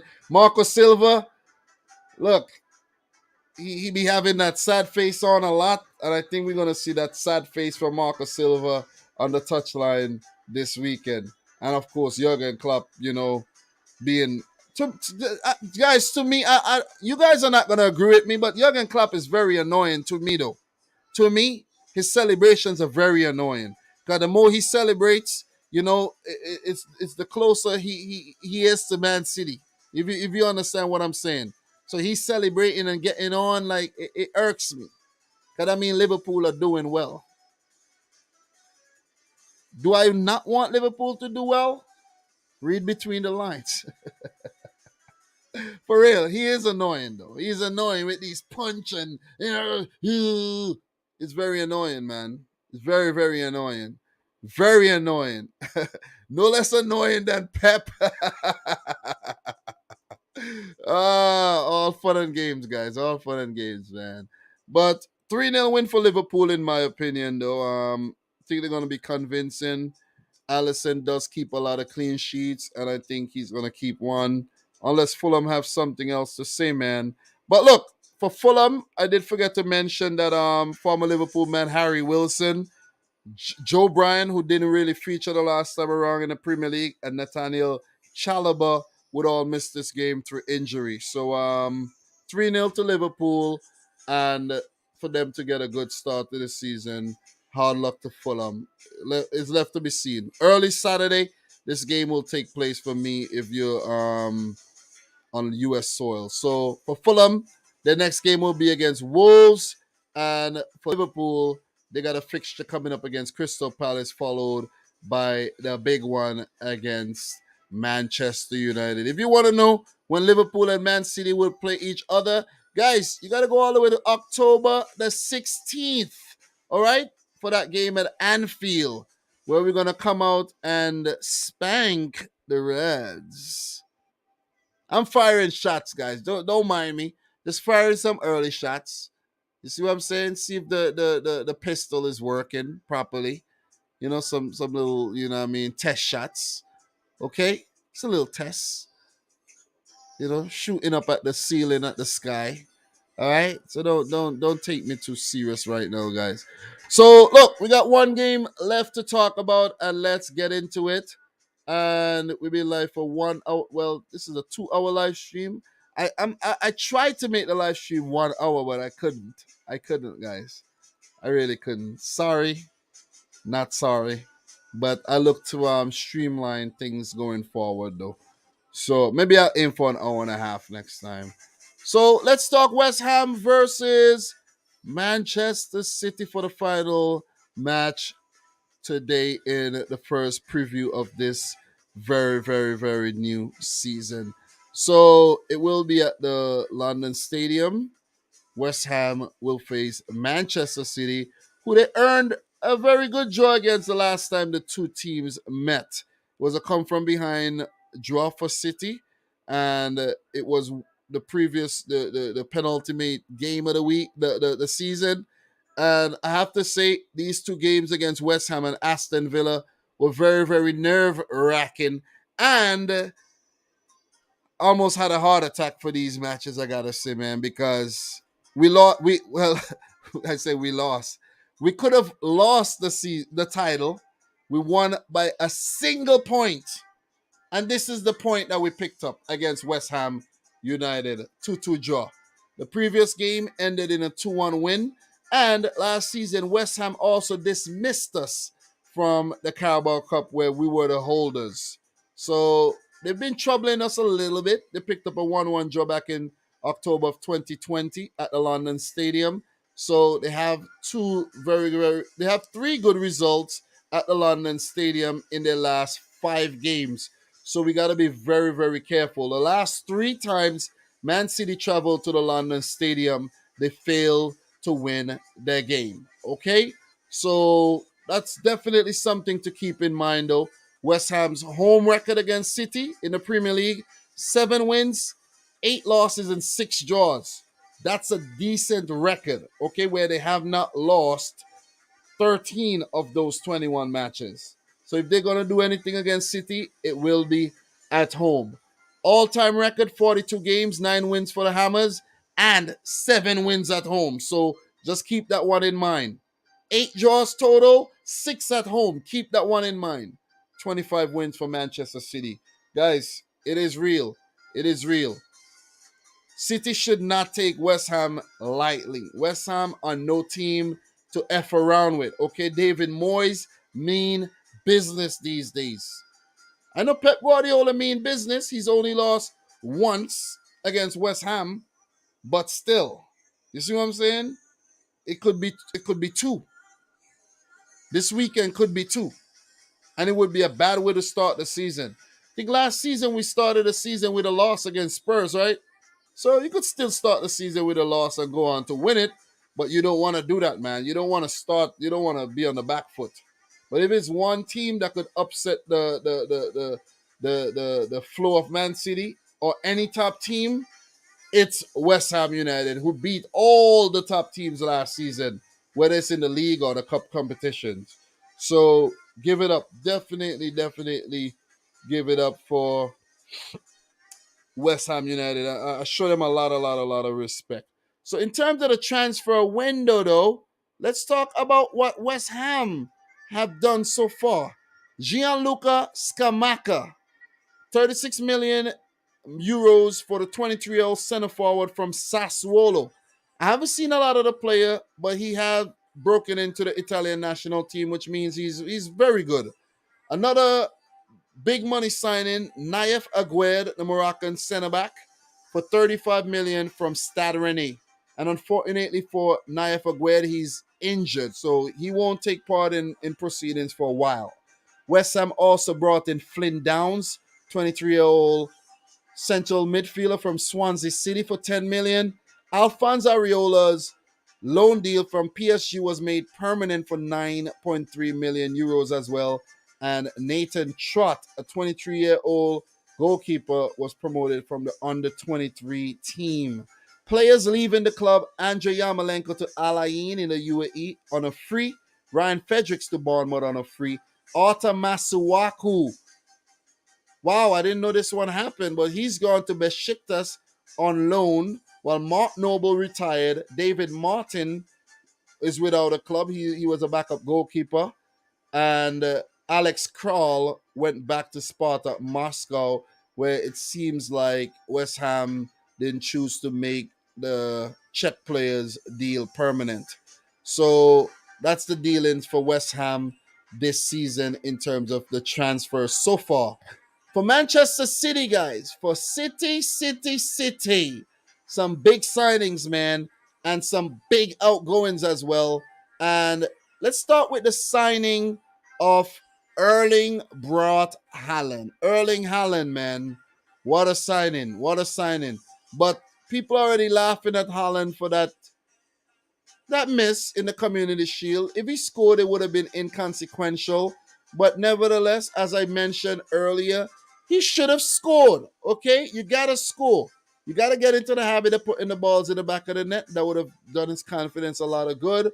I don't think it would bother him too much, but you got to score, man.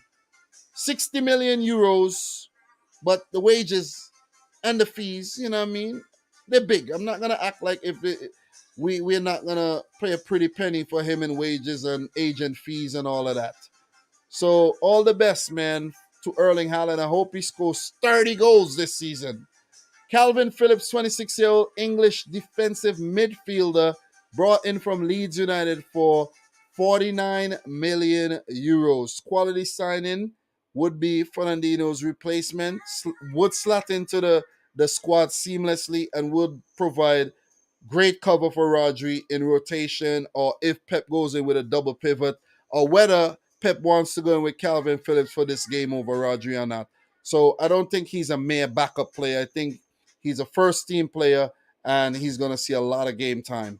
Stefan Ortega, 29-year-old Spanish-German goalkeeper from Armenia Bielefeld on a free. Another quality signing. Goalkeeper team made a team of the Bundesliga team of the year as a goalkeeper last season ahead of Manuel Neuer and co. And I can't wait to see him in action in the cup competitions. I have a feeling Pep would give this guy some Champions League game time as well. Let's see what happens. One of the most exciting signings, in my opinion, it has to be Julian Alvarez, who's already bagged a goal in the Community Shield.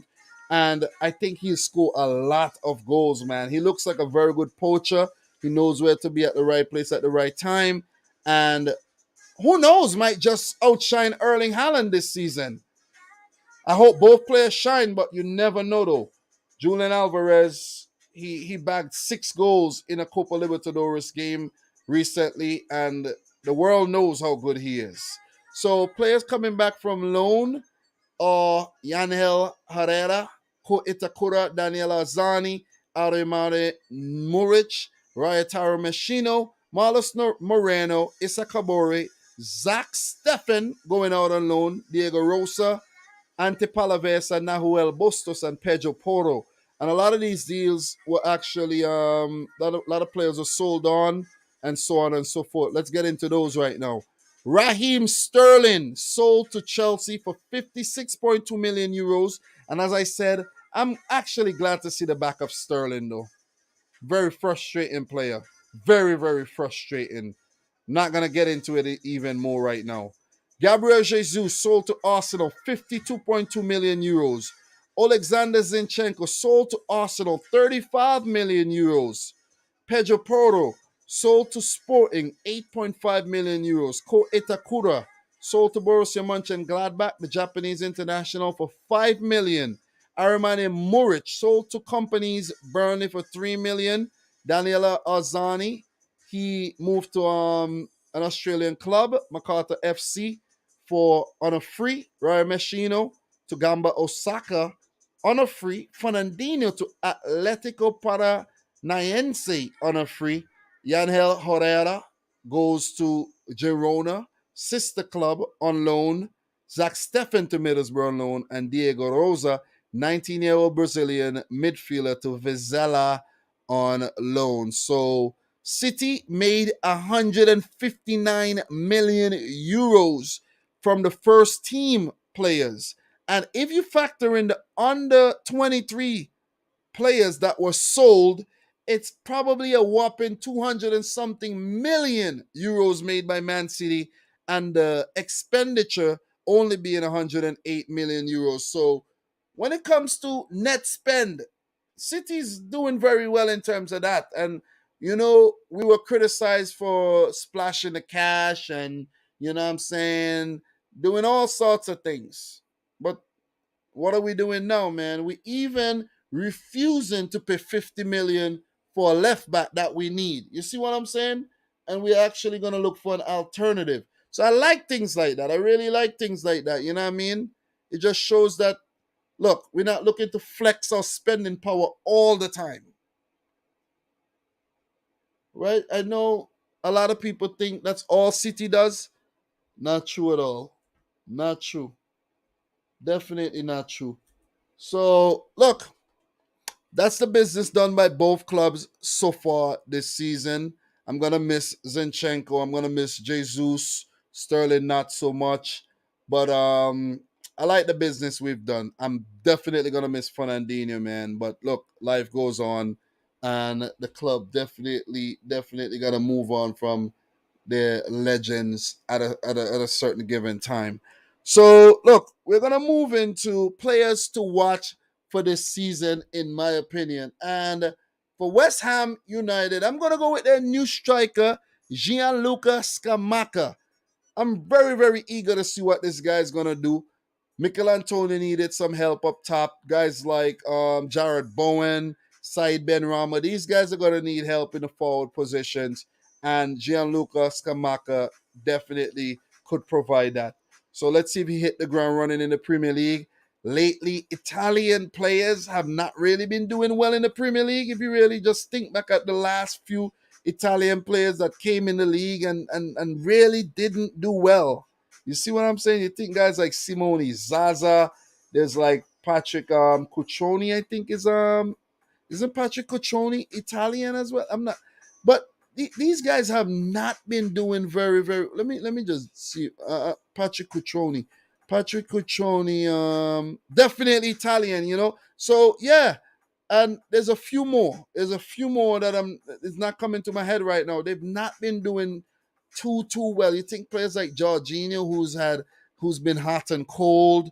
There's not a lot of Italians in the league, so it's nice to see one in the league. For Man City, of course, Erling brought Haaland.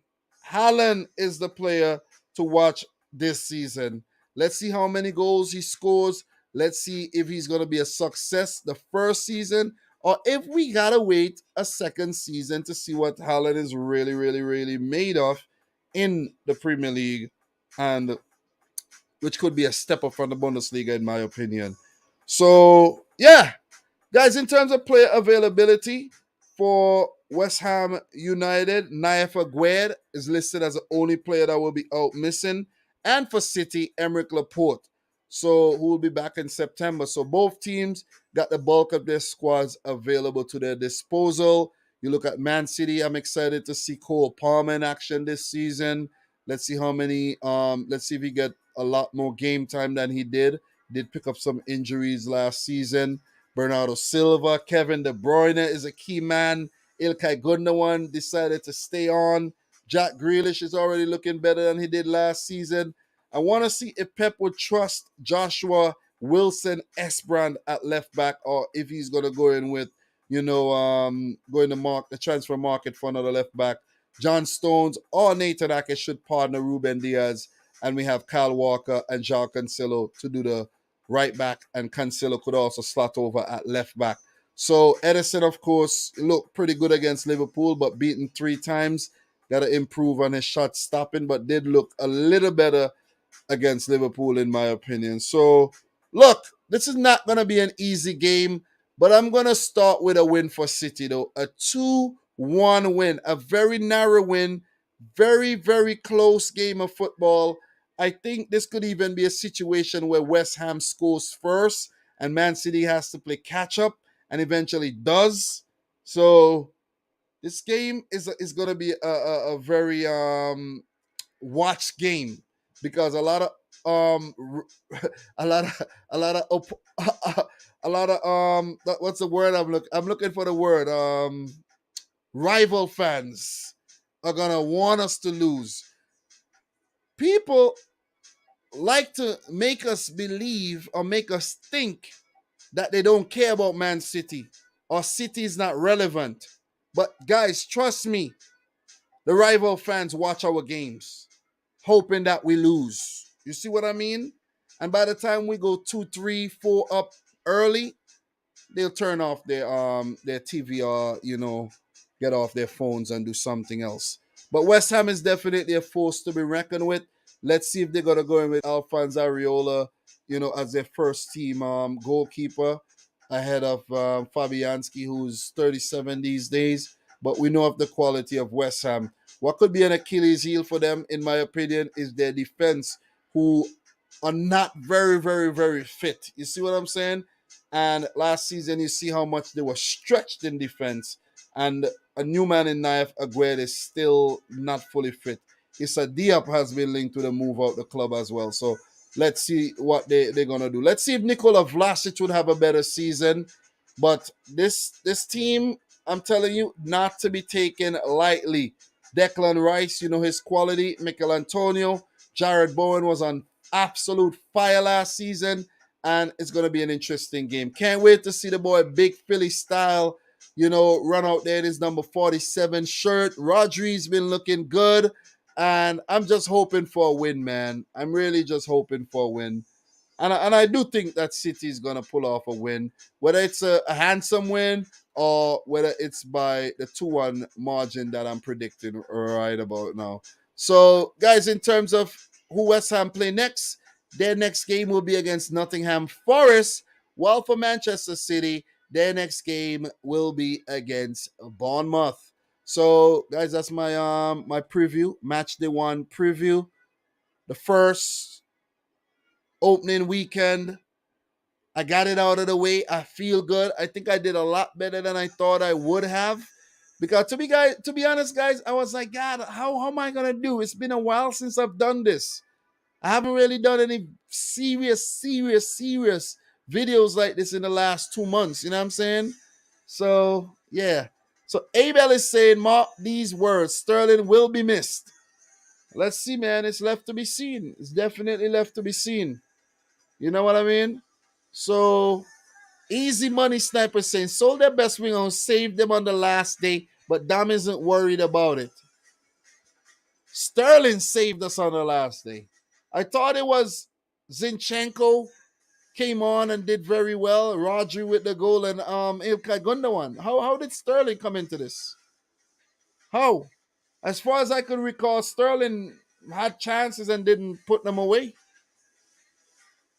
How did no. I'm very, very happy to see the back of Sterling. Believe me, guys. Very, very, very happy.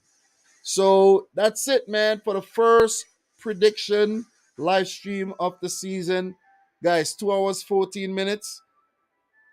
I want to do 1 hour to an hour and a half, to be honest. Next one will be a little shorter because I won't have to get too much into the transfers. But if there's any new transfer updates, I will let you guys know. But yeah, I'll be able to cut it down though. So let me see what's going on here.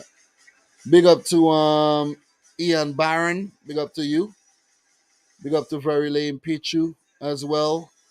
Big up to everybody who joined the live stream today, man. Appreciate you guys. Wade Nelson in the house. Jesus and Sterling will be big miss. But guys, we brought in Alvarez and Hallen. Come on. We have Calvin Phillips, Cole Palmer. These guys are gonna be involved a lot more. We gotta move players on. We gotta keep refreshing. We can't keep the team stale like all these other teams do and not win trophies. We got to keep the team fresh. And that's what Man City have been doing over the last how many seasons? Always refreshing, always spending money. And that's the key to success. That is the key to success, man. So yeah. So guys, I don't want to go on any longer. So that's it for the first one. I'll be back on Sunday for the reaction. I'm looking forward for that because we're gonna have results. We're gonna have a lot of things to talk about. We're gonna have a lot of big moments to get into, and so on and so forth, man. So I'm definitely looking forward to the discussion, and I might actually look to get you guys involved. So if there's anyone who's interested in joining the discussion, in terms of the reactions, the review part of it, hit me up on Twitter, man. Dominic Rich FC, and let me know if you're interested in coming on, and maybe we could actually start a panel. Maybe we could start a panel and have like a 10-man panel to talk about these games and have a movement. You see what I'm saying this season? But in terms of the preview, I rather do the preview by myself because these previews I want to get them done fast because during the week I'm not free. That's why I'm really not free on a Thursday where I want to do the preview. And if I have to do it, I want to make it as short as possible. When I say short, I mean an hour to an hour and a half. But for the reviews, those could be 3 hours if they have to be. Okay? Just so you know. But guys, thanks again for tuning in to yet another one. Like the video if you haven't yet done so. I haven't even checked how many likes we got, but it's all good, man. I'm pretty sure most of you guys smashed the thumbs up button already. Subscribe to the channel if you're new. If you're watching the replay, thanks a lot for tuning in. What I'm gonna do when I'm done, I'm gonna actually go and timestamp all the games so that people watching the replay, or if you want to go back to hear what I said, it could be easily found. I'm gonna do that right now without delay. So, guys, I appreciate you tuning in. We're gonna get more and more into these teams in the future. I know there's a lot of things that I may have missed that I could have talked about that I didn't talk about, but I can't talk about every single thing in one video. All right, it'll have to be something that I write down and I'll get to it another time. Okay, so thanks again for tuning in to yet another one, and from the sleeping Liam and I, peace out. Rich Squad. Peace.